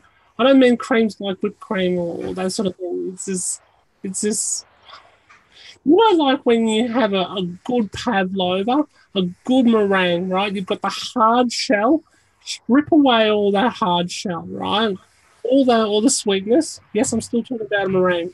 Get your minds out of the gutter and take off the hard shell. Get to the good, beautiful, gooey, soft bits in the middle. Though that type of mouthfeel is what I get out of flapper pie. Okay, I'm putting the link to his recipe in the chat. Okay, good. I was looking for some reason I don't think I follow Nick yet on all the flavors, but oh, there he is. Oh yeah, I do follow him. What the hell am I saying? There he is. If you don't have it, I'll grab it. I just put it there. Okay, but cool. It's a nice simple. It's lemon meringue tart, flapper pie, Flavor Art cookie, lemon Sicily from Flavor Art, Vape Train pudding base, and 0.3% of super sweet, which you could definitely lower or leave out, whatever you want. And JFM regarding pairing with creme brulee out there in the chat. Yeah, I agree totally. Absolutely. Oh, I can You know, see say that. if you some Minaware creme brulee or even some 101 or well, Vape Train has a creme brulee, but I haven't tried it yet. Mm. And put the flapper pie with that. That would be nice. Kangaroo juice. That's an Aussie beer. Oh, I don't know about that one. Got that look on her face. Mm. She's got to question that one. Yeah. It's interesting. Look, maybe you're watching a replay of my most recent Q&A show where I revealed a little profile I was working on, which was kind of IPA-ish. Interesting. And I will look at releasing that recipe called Hopped soon. Just want to turn around with the little dials of between the Caramoya and the apple cider and just see where everything sits really nicely in that particular profile. Is there any Yakima in that? There's a little bit of Yakima hops. I would assume so if you're talking IPA. So what I've basically worked is a little spoiler alert. You can play with this at home if you want. There's a stone. I've sort of come up with like this little stone of using Favora Ginger Peach, Favora Yakima hops, and Favora Liquid Amber. And those three together, used at the right percentages, use down low. Start around about 0.5% of each. See what you get. And as a nice base for an IPA type of beery type of profile. Yeah, let it go for about a week and see how you feel about it. So there you go. I mean, like as far as IPA profiles go, that's not in my wheelhouse whatsoever. I'm more to amber lagers and the ales, but like when you get into the IPAs, it's like way too spicy, hoppy for me. I mean, I've given them an honest chance, and I was like, "Oh, you gotta try this one, you gotta try that one." It's like, "Yeah, I do," and yeah, it still tastes like cat piss to me. But thanks anyway. It's not my wheelhouse at all. It's not something I go out and drink. I don't. I prefer a beautiful, refreshing Moscato. Yes, a Moscato. Just after I enjoy my flan, I go and have a nice Moscato. If I'm going wine, we have wines here in North Carolina called they're made out of muscadine berries instead of grapes, and it has a dark sweetness to it, and it's good, but it's strong. They call it sipping whiskey or sipping wine for a reason, because if you go and you drink that a little too fast, you go to stand up, it's a bad time. Yes. Yeah. But look, again, I guess as I said earlier, I like to challenge myself. I like to be challenged by others. Try something outside the square, you know? Mm-hmm. Exactly. I mean, every once in a while you need to try something that's out of the norm. Instead of doing a custard or a pastry or a bakery note or a candy or a fruit or something, going after something a little bit more savory. There's nothing wrong with that. Yeah. I mean, it's not like you're trying to recreate Phantom ravioli with 20%, AP in it. No. But I'm sure that would be fun. No. I mean, I give Giancarlo all the credit in the world for going that far outside the box, where the box is like 2 miles away, and finding flavors that now you can't even get anymore, because I guess he sold them out and they decided, well, no one else is going to buy them, so we're not going to make them anymore. Yeah. Like he had 101 chicken and waffles in there. Yeah, no, none of that. None of that. It's probably never going to be appetizing. No, I mean, I still have about 55 mils of a 60 ml bottle of Phantom ravioli down there, and I'm not allowed to vape it in the house. I can understand why. I don't think I would vape it at all myself, but I would try it. But after a few beers, it's good. It's just like having pizza rolls. And it goes great with beer. It pairs very well with a nice, with a nice ale. And I'm sure when IPA probably would do the same thing, but yeah, you need to vape that outside though, because it does give off a very funky, I guess, exhale. After I removed the wick carefully, washed very thoroughly the whole atomizer, which was a dead underneath warm water, very thoroughly, very well, and dried it out. Still didn't work. I had to electro clean that Addy 3 times to get rid of the scent of fancy ravioli. Oh yeah, it's going to take Flavor. Ooh. So there you go. Well, that was like the pickle Rick that I did. That was Tenties. Oh, that took a while to get that out of that RDA. That's what Gizzard Stew does. He has his pickle liquor. The reason why Flavor Cucumber was out of stock for a while when it first came out, because he had bought it all. And yeah, that stuff is rough. Oh yeah. I mean, just to look at the recipe, I'm like, dude, no, that's not supposed to go together. What the vanilla pudding? Yeah, someone's got to buy more flavors because Vape Train pudding base and Flavora vanilla pudding are totally different. Now, I heard something about Vape Train pudding base like 2 weeks ago when I used it in my lemon trifle. I think it was ML Nikon said that the Vape Train pudding base to her is more like a bread pudding. More of a bakery type. It's a lot thicker to me, a much thicker. Yeah, because I don't get any spice note out of it like I would with a bread pudding. No. I don't get the nutmeg, I don't get the cinnamon, anything like that. It's more like a base to a... I think it was a reference of density, if that makes sense. Okay, I think that's what she was referring to, yes.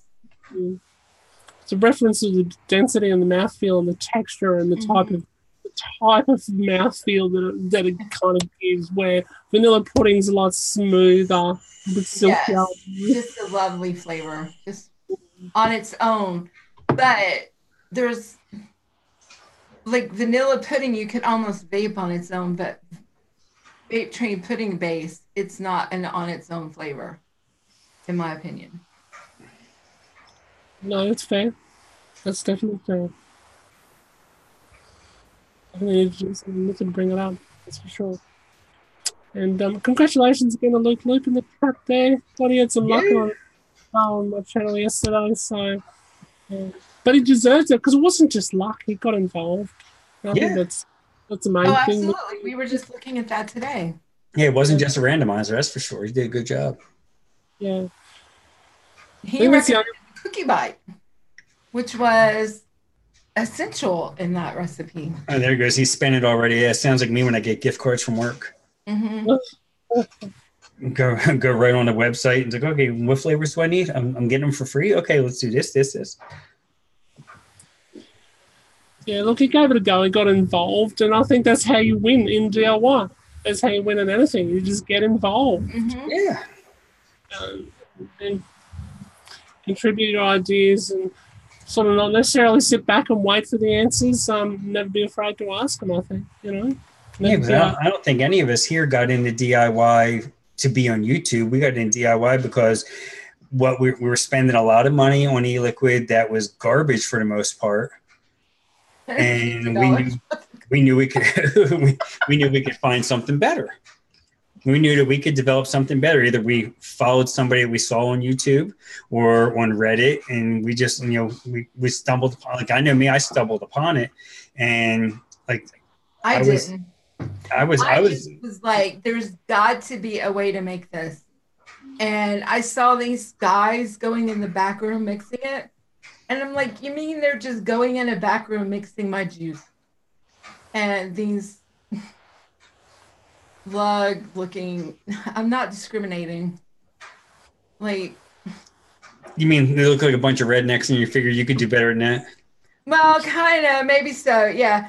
No gloves, not just kind of like, oh yeah, here's your juice. Here you go. Here it is. Yeah. And I was like, it's like they're mixing a moonshine. Yeah, and I was like, okay, I can do this. If they're doing this crap just like in a back room, I got to figure out what it is because something's not right. And so sure enough, I start researching, boom, boom, boom. I'm like, I can do this. Oh yeah. I mean, I was going to the local shop and just taking a shot in the dark on a lot of these a lot of these concentrates that were a lot of these flavors I had on the wall, this juice. And I'm just like, and I was spending money and on stuff that I would take it home, and it didn't taste like the same stuff I just tried in the shop.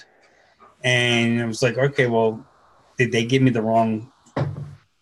They give me the wrong bottle, or did I say the wrong one, or what? Because you're trying it, then you're looking in their book and all that bullshit, and what I was ordering online was expensive, and it was all full of sugar and was burning out my coils in 2 days.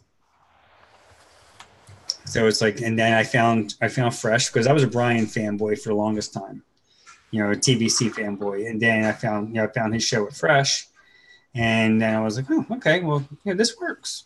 So took it from there. Bought my first starter kit and found Wayne and found a couple of his mixes that seemed like they were a little bit more my profile, and Fresh's mixes, and that was 2 years ago, and the rest is history. Bada bing, bada boom. Exactly. I've gotten to meet great people to hang out with, and get to spend my day chatting with friends that I never would have met otherwise. So yeah. It's an amazing story, really. As simple as it sounds, just casual. That's all that happened, But he was for one of the most leading suppliers in DIY right now, being Favoro. And I say leading supplier because they really are a leading supplier for DIY. They're more at grassroots, I'd say, with DIYs, dare I say, than any other company right now. Who would have thought if I had said to you 2 years ago, Frank, when I first met you, I was like, you're going to have a feature article based on your mixing journey with the leading DIY supplier. Then going to put out a feature article on you. Wow, that's true. I would have been like, oh, you're full of shit. Exactly. So it's kind of JFM, you were one of the ones in the beginning too. Oh, absolutely. yeah, I watched him in the beginning. Yes, I watched JFM all the time. Yeah, John, you need to get back in there once your child gets a little bit older and doesn't need as much care, and get your ass back in that mixing room and get in front of that camera again. Yeah, JFM, definitely up there. I even called him Public Mixer of the Year 2017. 17.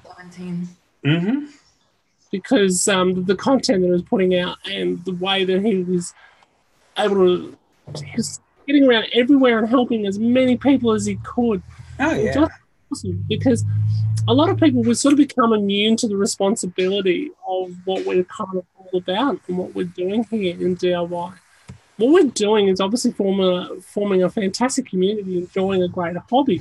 But underlying all that, we're keeping each other off the stinkies by being engaged in an amazing creative art form. Oh, heck yeah. So that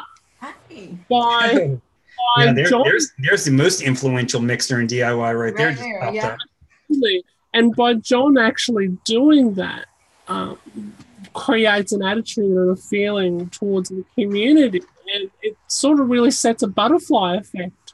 And if it wasn't for that man, Eddie Cheney, there was the butterfly effect basically of 2015, I think now, probably 2014 actually, when he sent something through the mail after he got in touch with Fresh for the first time to say, hey, try that mix.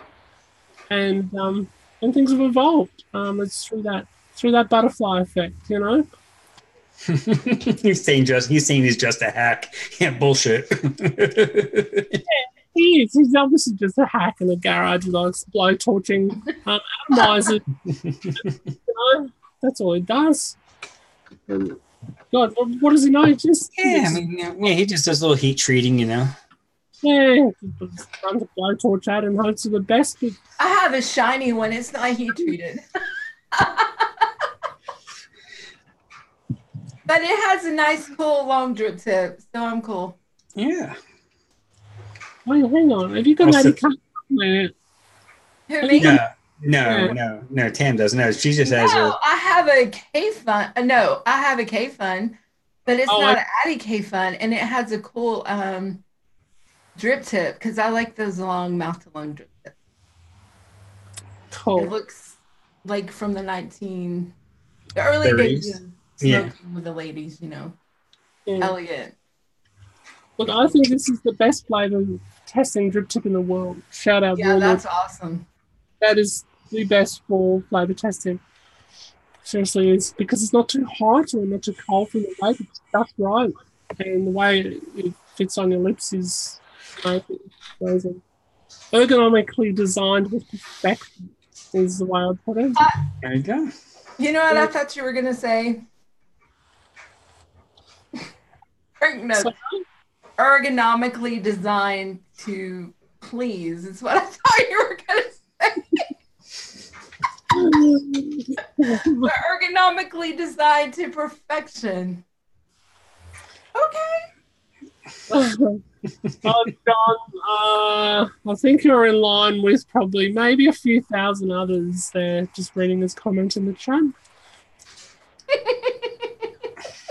Yeah. Now I got everybody speechless. Let's see. Do I need to? Don't choke on your coffee there. I know. I got me some good coffee. It's got some mocha in it. Oh, damn. Yeah, that's how I drink my coffee. It's got to have mocha. Sounds like somebody's looking to have something ergonomically pleased tonight, too.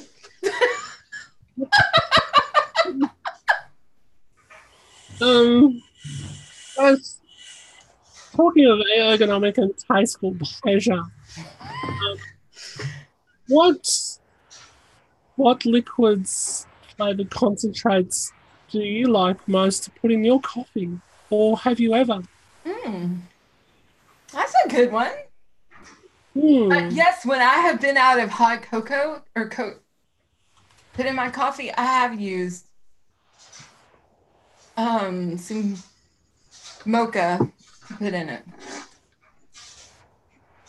Well, today in a smoothie, just to add a little something extra, some VSO blueberry ended up in there. Ooh, interesting. This is the sealed bottle. The unsealed bottle is downstairs next to the little blender. Throw a little banana, a little strawberry. Cinnamon and hot chocolate. Mr. Burgundy, that sounds good. It does sound good. That is And good. just probably like a drop. It probably wouldn't take much. Yeah. A little bit more than it would take, in a mix. But like that's what that stuff, it was like 8 or 10 drops. Oh, and look, sugar cooking coffee. Ooh. Yeah, well, you need to drink it faster. It's going to fade. Oh, come on. The Yeah, It is dropping the most, or a couple diluted ones. Yep, that Mhm. makes sense. That makes sense because there's nothing like dipping your bicky in a coffee. And to you, you're like, what am I talking about? But dipping a bicky is dipping a cookie in a coffee, right? Mm-hmm. Mm.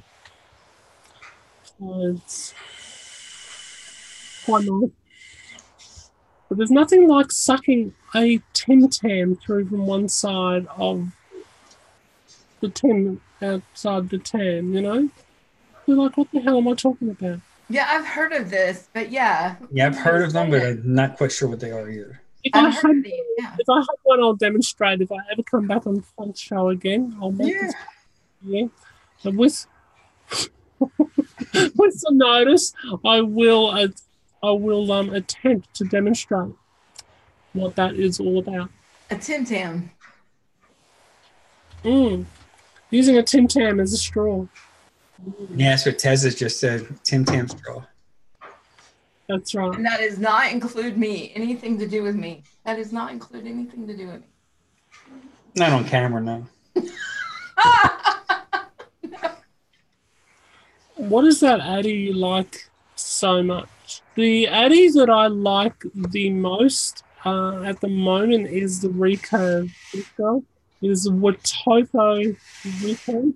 Mm-hmm. I just doesn't matter. Even if I had all the money in the world and To be honest, I haven't had the Citadel, right? So I haven't. But from all reports, it's just a slight level above the Hadley, right? So I don't understand what vaping off the Hadley is like. But the Rico, yes, it really helps get to the full flavour with the volume of the vape, rather than feeling sort of like restricted. Like you're getting the full flavour, but you're not getting the full vape. That's just my opinion. That's what I feel. Yeah, and I just think around $40 is a bonus prize. It really is. Oh yeah, $40 is even cheaper, obviously, around the world. Oh yeah, we get like $25-$30. Yeah, Luke Loop's saying he doesn't even know how to use flavor drops in foods properly, cream for cupcakes. Because most of the flavorings we use are food flavorings to begin with. We just adopted them for vaping. Mm-hmm. Yeah, they're all water. Most of them are water soluble, and you'll love your recurve. They're completely fine. They're completely safe to use in foods. And it's trial and error, I guess. Unless you can go to their websites themselves and see if they have any, recommendations on that side of it. But mostly it's trial and error, especially if you know your flavors. Yeah. And my favourite Juul Addy, if I had to pick on a Juul Addy for flavour and airflow. Now, this was very, very hard for me to admit. It took a while because I loved the drop. Like, Brian was so ahead of his time. And it is literally, the drop is a very close second because it is a brilliant atomizer. But the Rebirth, just for the smoothness of that vape, considering the size that it is for a 24mm Addy, yeah, it's the best that I've tried in a 24mm Addy, and I've only probably tried about 30 different 24mm Addies. Yeah, I still have to get the Rebirth. Look and see if Mike even has them on his site still. He probably does. Yeah, I'm sure he does. But then there's so many variables in it. I guess it's like what I touched on earlier, talking about flavour. Obviously the coils. Are you using a single coil? Is it a frame staple? Is it volumized in the drop, say, where you're using one great big massive fat frame staple like I have before? Mm-hmm. The old Yeti Goon Food, if you're familiar with that at all. Oh yeah, I have one. It's still in a Goon. And by doing that and putting a nice big fat amount of wick in there, obviously you're kind of restricting the chamber space anyway, and therefore restricting that flavour in there and hold a punch as well. So there's different things you can do. Yeah, Randy says he likes the Nudge 22 for flavor. I do too, but they look great, but they're still $30-something. And I'm just like, there's way better atomizers out there that could spend that same dollar on. And Nudge 24 must really be garbage because I think they're like you can get them now for like $18. Mm. So they're two totally different atomizers. Oh yeah, they're totally different. Rebirth on top of the Basium, yeah, that works. I have a Basium, but I haven't used it too much. Yeah, same. It's okay. It's great. It's simplistic, and that's all it's designed for, to be just a good, solid, simplistic. There you go. There's a good basic squonker. Mm-hmm. Looks kind of awkward, but it's not. It's kind of really comfortable and ergonomic. Watch out. I'm going to use that ergonomic word again, but it really is. And it's a brick. It's a brick in your hand. But it's solid. It's there. It hasn't got all the fancy gadgets. It just does what it's meant to do. And kudos for Dean for taking that path, and Dean the vaping biker who helped design that with Dove Pipe. So, yeah, no, it's a good basic mod, but I haven't used mine in probably a good month or so. Just because I got spoiled with top sides where you just unscrew the cap, dump the juice in, close it off, and keep on rolling. I could do it going down the road at 70 miles an hour. I've been mine in 2 seconds. Mm-hmm. I've got the topside original, topside dual, both fantastic. Fantastic. Okay, you've got to make sure that the right angle when you fill them up and all that. But I just thought I'd try this for something different, which is a Revenant by TVL. Oh, yeah. That's a nice looking mod. Mm-hmm. Yeah, I'm not a fan of that top fire, but I guess you can get used to it. That's the swamp. That's not the top fire. Oh, that's not the fire boy. That's the swamp. So what you've got on? Oh, Show you what's going on here. I'll show you what's going on with this dealio. What you've got is you've got a little insert. So you fill it up from out here, right? Like squeeze, squeeze, squeeze, and you basically look through the window here. yeah. Okay, yeah. What's there? So it has like a check valve in it. So when you pull when you pull the tip out of there, it closes it back off.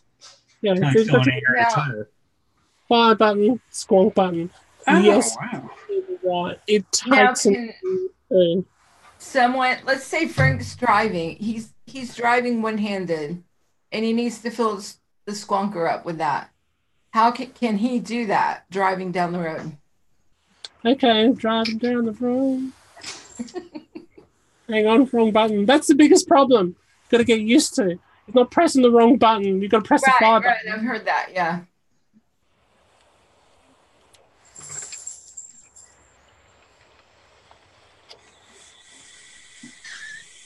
No problem. I'm sorry, that was just a bad impersonation of some really weird. Tam was asking about actually filling it that way. But yeah, I could see where. No, I'm asking. Okay, I guess I'm asking for myself because if you're filling it down the road, you're having to fill it with one hand. So if I had to fill that with one hand, could I do that? Oh, you're meaning actually fill the bottle? Yes. Mhm. You know what I'd say? Prior planning prevents poor performance. What the fuck are you talking about? There's I think there's at least 8 or 9 mil, maybe 10 mil. I can't remember off the top of my head. Look it up. But there's a shitload of juice capacity there. If you haven't made sure you filled it up before you go anywhere, really, that should last. Okay. That should So last you. I guess where I'm going is, can I fill it up? How hard would it be for me to fill it up? Oh, one-handed. Right, okay. How are we going to do this one-handed, Pete? Come on. I'm going to grab. This will be entertaining. I'm going to put that down. You might need some help, I think. Might need some help. Let's have a look here. Hang on. Oh, I doubt it. Let's go down low. Let's go down low. Go. There's always a way. There's Oh, always wow, that virtual background is really messing up. Certainly is, but not for long. Not for long. There you go. There we go. Okay. So I guess you probably need something to sort of stand it in, you know? You kind of. Right. Okay, there you go. Yes. Yeah. Or put it between your legs, maybe. Is it Yeah. going to leak on me? Right. Then, look, I wouldn't put it between my legs because I wouldn't want juice in between my legs, you know? Right. Okay, so there we go. Each their own. Some people might enjoy juice between their legs. I'm not that person. So there you go. That's how I'll do it. And then obviously pick it up and off you go. Yeah, put the mud upside down a cup holder. Yeah. There you go. Okay. Well, you're pretty creative enough. I'm sure you'd figure it out. That's what I was going to say. That's why I've got to ask. 'Cause that's my life. But it's all good. I can figure anything out.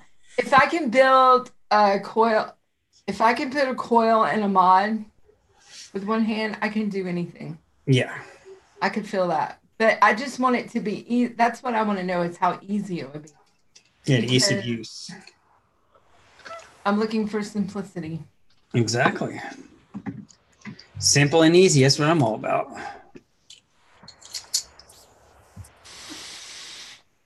All right. What's going on? What's going on DIY related?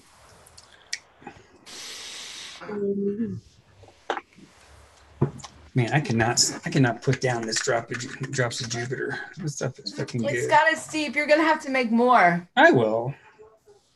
Don't tell me how to live my life. Oh, no. We're already going there.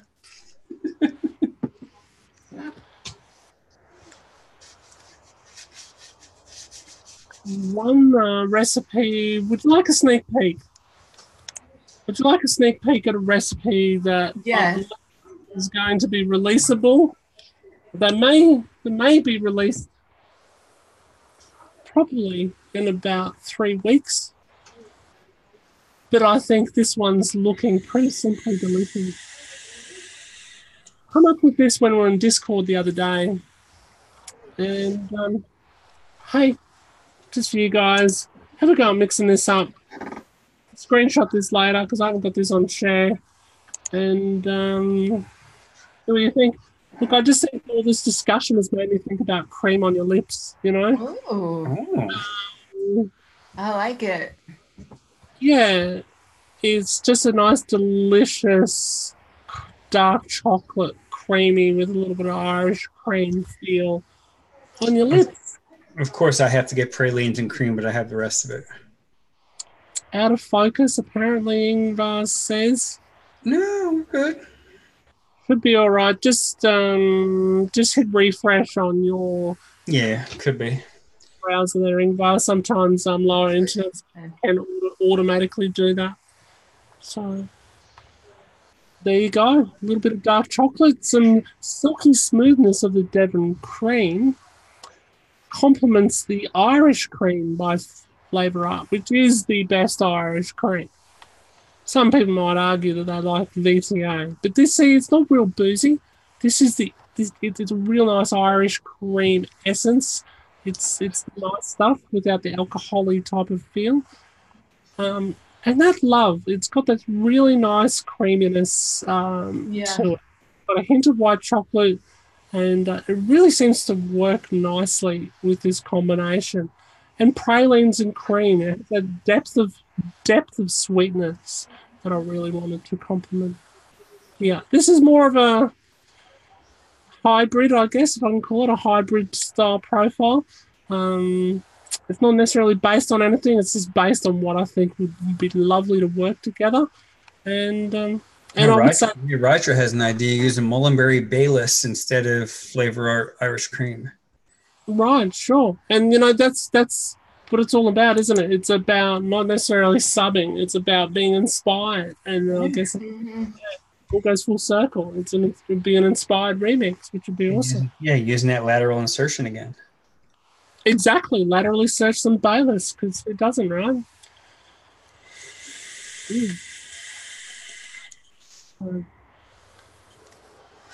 Yeah, we've been going for almost 2 hours just shooting the shit.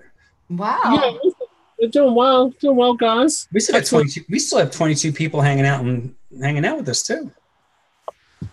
So much for giving half a show. We only just gave double the show and half the effort. I like that.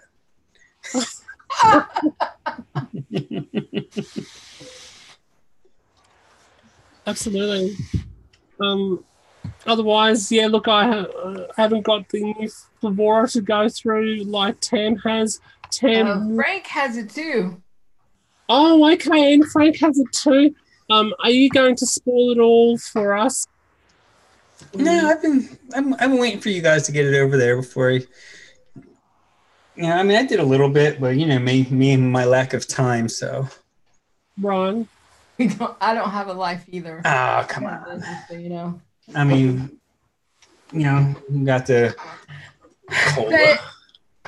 So far from what I have played with and mixed stuff, the smoke, like I said, the sweet and smoky tobacco. Yes, that was good. The marshmallow vanilla is excellent. And hold on. Let me tell you one when you get a chance to get it. I'm gonna say I wanted the cola to be better than it is, but it's usable. Honeydew is very good. And I haven't messed with it yet. I do not do honeydew. Don't do honeydew. I do honeydew lists. But I mixed Jazzy Girl's recipe with this honeydew, and I really enjoyed it. Really, really did. And I don't like honeydew. And I'm like, I may like honeydew now because of this flavor of honeydew. The other one that I'm really in love with, I've got to find it so I can say the name correctly. Yeah, Ingvar, at the moment, I'm assuming you're in the US, are you, Ingvar? For vanilla marshmallow I believe East Express and Gremlin are sold out. Go and check their site. BCF is sold out. Brute Bubble Wine. Brute Bubble Wine. It smells like it smells just like it's like a dry, super dry. I think someone said like a champagne. They'll be in the UK next week. Yes. So I was going to say, Ingvar, as usual, us non-Americans are being discriminated, harshly discriminated against by these flavour companies. Yeah, I'm talking to you, Bryson, if you're watching this on the replay. Being discriminated against for not getting the new flavours before the Americans. Forget the fact that it's logistically a lot easier to do it that way because they happen to be in the USA. Forget that. To me, I think it's a harsh discrimination against Europe, Australians, and the rest of the world, and we can't get our hands on it through the leading vendors such as chefs. And that you will next week. Yeah, but it's still, Okay, so this Brute Bubble Wine, wow. This stuff is really nice. It's a dry champagne. But it smells just like it smells like I could just pour it in a wine glass and just drink it. But of course I wouldn't. A Brute is a white bubbly. I guess it can sometimes be red. I don't know. A Brute champagne is normally a champagne or a sparkling. It's dry. Yeah, it's dry. Mm-hmm. No. Yeah, Brute is very dry. Yes, Graham, thank you so much. It's just nothing insurance companies can't take care of. No injuries, no blood, no foul. Just a radiator, some body parts, a couple of body parts on the vehicle, a couple of mailboxes, and some hurt pride and a lesson learned. Look, at the moment, Graham, Frank's ego, his patience, and everything that has happened to him since the birth of his daughter is fragile and about to fall apart, but we're going to try and stick that together. Let's just say I'm sure I have a few more gray hairs in here and probably lost a few more of the ones that are. You probably lost a few. That's probably what it is. Yeah. I appreciate you, Graham. Appreciate you, buddy. Thank you, Andy. Appreciate it. Ingvar, thank you. He says got to join the wife in bed. Thank you so much for your concern. Oh yeah, you have a 12-year-old, Graham? Yeah, wait about 4 more years. He doesn't get it. Not yet, but he will. I just finished my coffee. Uh-oh. Roger says, let the U.S. be the guinea pigs on the flip on the nuclear war. Yeah, see? I like your way of thinking, Roger. Roger's got a very good way of thinking. He really does. I think he thinks with lateral insertion. Great. Just last December? Really? I like that. Yeah. Let's see, just last December. Mine, let's see. Well, I guess she went from a terrible twos to terrible teens to, in the blink of an eye. So. Oh yeah. She was cute for a little while, where, you know how they are, like, kindergarten, first grade, and, then they get a little bit older and then the hormones kick in and, it's all over. And they found out about boys? Well, that's where she was going. She was going to pick her boyfriend up from his house and bring him here. Oh. And of course, then he feels bad because he just got his permit. He's a year younger. What does she do? Never mind.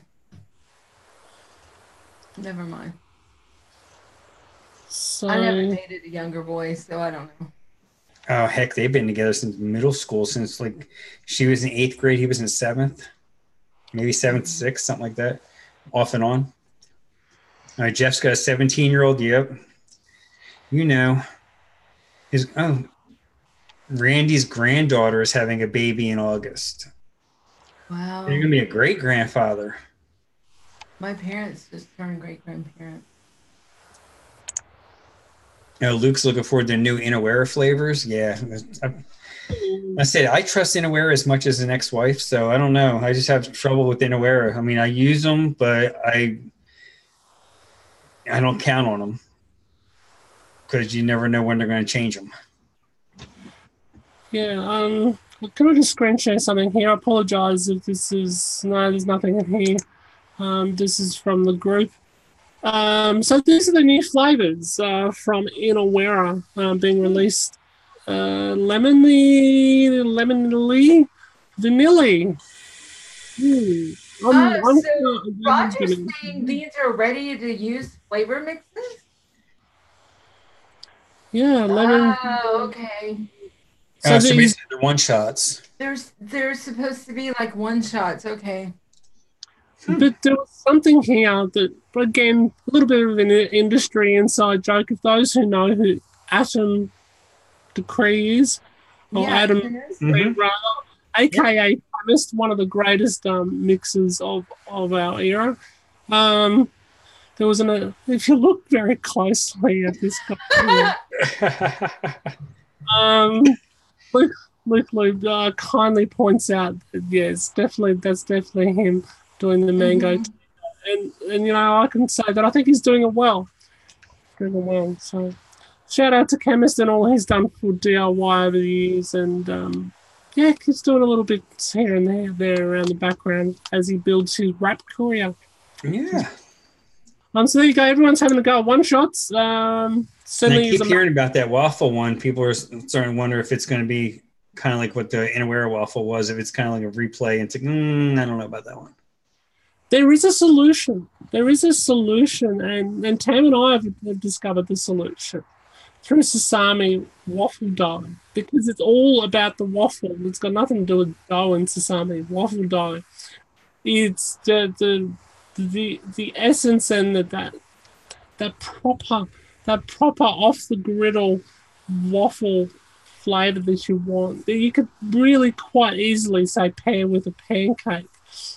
Or another type of bakery that you would like to be able to create that profile with. You could even just enhance the existing liquid barn waffle, which is quite respectable as well with it. So there is that. But where do you get sesame? Who the fuck are they? Well, sesame have been around for quite a while. They're from Germany. They're probably a lot more popular and widely used in around the European market than, say, around the American or Australian markets as far as flavour concentrates go. They've got an amazing range of flavours, actually, and they're really starting to poke their head up again at places like Chefs and Num Nums and places like that. So, yeah, we're worth looking. The Malaga ice cream. Oh, different.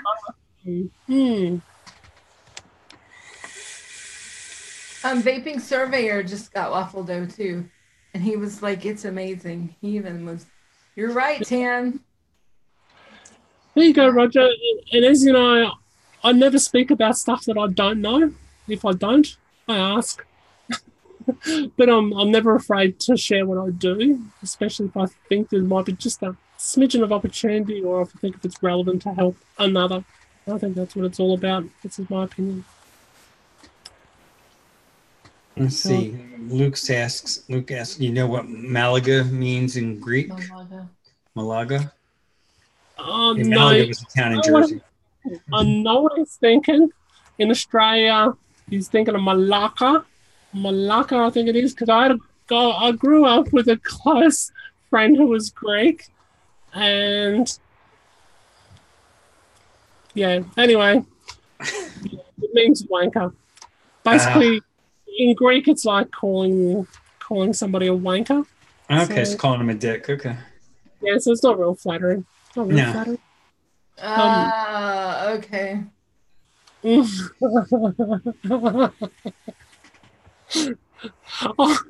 Greek Cypriot. There you go. I'm telling you nothing then. You can do all the interpretation for me. And I apologize if I pronounced it incorrectly. Maybe I'll have to get the correct spelling to the Malaga ice cream. Ice cream wanker? What would they call an ice cream wanker? Okay, Roger says it's a special ice cream mixture from the Malacca area in Spain. Thank you for the clarity. Late clarity in from Roger. There we Thank go. you, Roger. Oh, because Roger knows. Roger knows shit. He does. He really does. I think that's the main thing to kind of respect around DIY right now. We've had a few years to evolve and grow, and there's a lot of people who have evolved and grown, of course, with that. And there are a lot of people who know stuff. There's a lot of people who know a lot of stuff now. Say when Tam started mixing 3 years ago, roughly about the same time as I did, and when you started mixing, Frank, the knowledge base is just boomed. Oh, it's blown up, yeah. Oh yeah, and the flavor range, and it's just so different.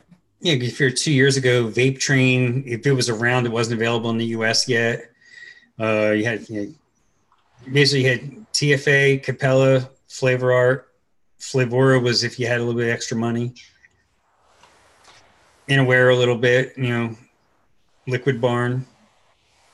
But it really wasn't, like most of my first flavors, probably 90% of my first 100 were all TFA, Capella, and Flavor Art. Mostly TFA, Capella. Yeah, absolutely. Yeah, and most of us start there. But look, I know it seems like I'm pushing and I'm shilling, but I'm seriously not. And I can show my bank account, not being paid a cent by Mullenberry. Seriously, for beginners, easy to mix with flavors, it's worth getting hold of a lot of theirs, because for authenticity, for something to blow you away easily, and be able to mix the percentages that you don't have to sort of finesse with, if you like. Bora, you kind of really have to finesse with them a little bit if you're not familiar with the range and stuff like that.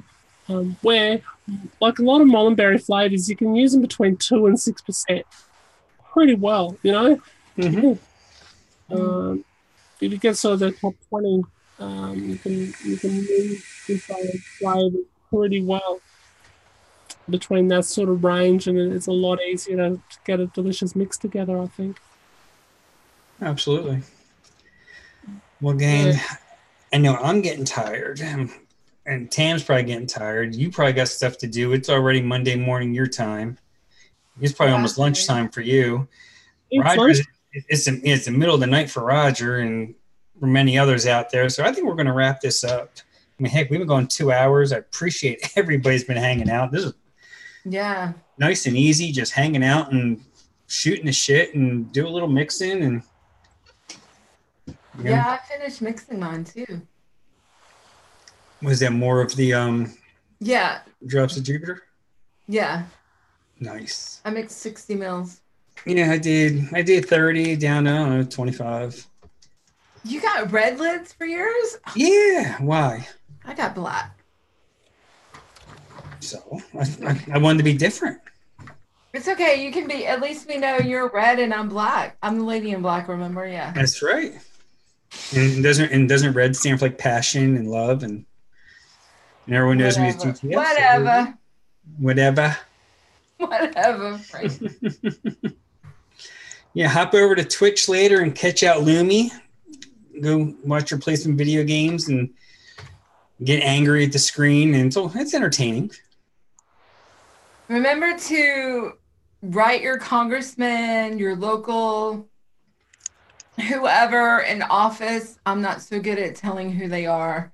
And fight for your rights to vape, because if we get this taken away from us, we're going to end up, it's not going to be good.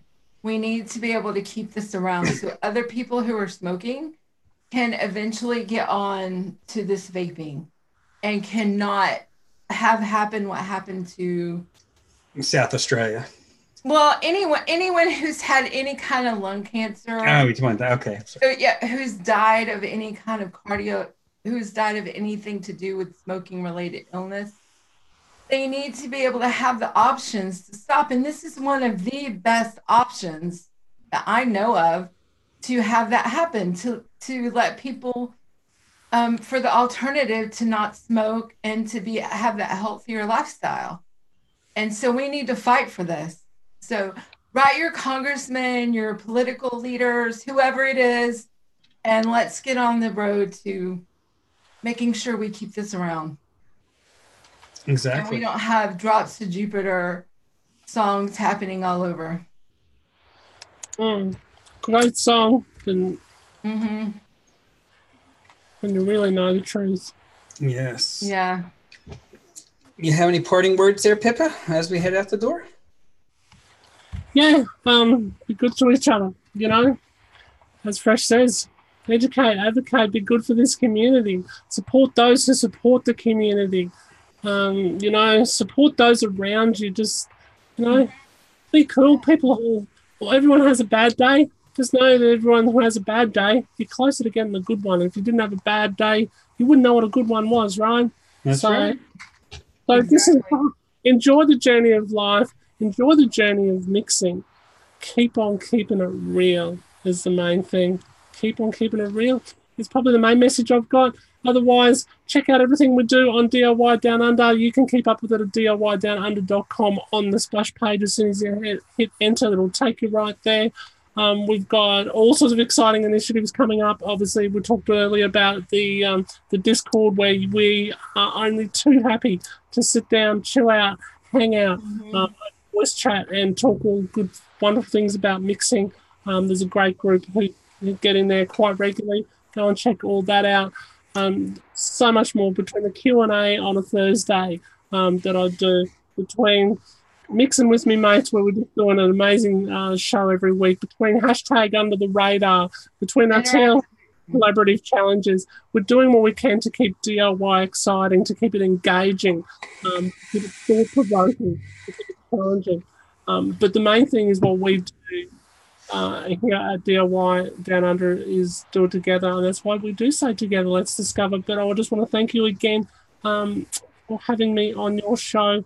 Again, Frank, if you're not a mixer, if you're looking at mixing for the very, very first time and you're looking for a one-shot to make your life easy, I can only recommend Adore E-Liquids.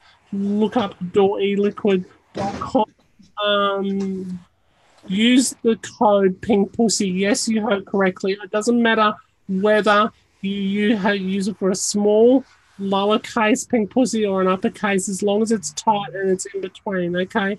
All of one word, pink pussy. We'll give you 10% off with Adore E-Liquid or Adore ETC if you're playing in the rest of the world. It's now got some PayPal facilities to make things a little bit easier for doing transactions. And really, you might pay a little bit more than average for the average one-shot, but I can tell you what, they're a lot more than average for a one-shot flavour. I've tasted every single one of the flavours in the range. Amazing. Very, very simple to do. Over to you, Frank. Thanks for having me. Oh, thank you, Pippa. Appreciate it. I'm glad to finally get you on a show. Yeah. And the circumstances kind of suck, but it was a lot of fun nonetheless. Well, yeah, everybody, especially if you're up in New York, you know, they have a fight for their lives right now. Get a hold of your local officials in New York, because if Cuomo signs that bill, it's all over for New York. They're getting a death sentence. You know, you're going to have 700 shops and over 2,000 people lose their, closing, thousands of people lose their jobs. And a lot of smokers will not have the opportunity to enjoy this life-saving technology and these great flavors that we have to experience. They're not going to know about it. It's just going to get snuffed out. And as Fresh says, educate, advocate, and I'll throw another one in there, reciprocate. So get all them Kates out of the way. And be good to each other. Yes, be good to each other, absolutely. And I just want to say thank you all, and see you next week. Bye. Off your butts and bye. And together, let's discover. Together. Let's discover. Together. Discover.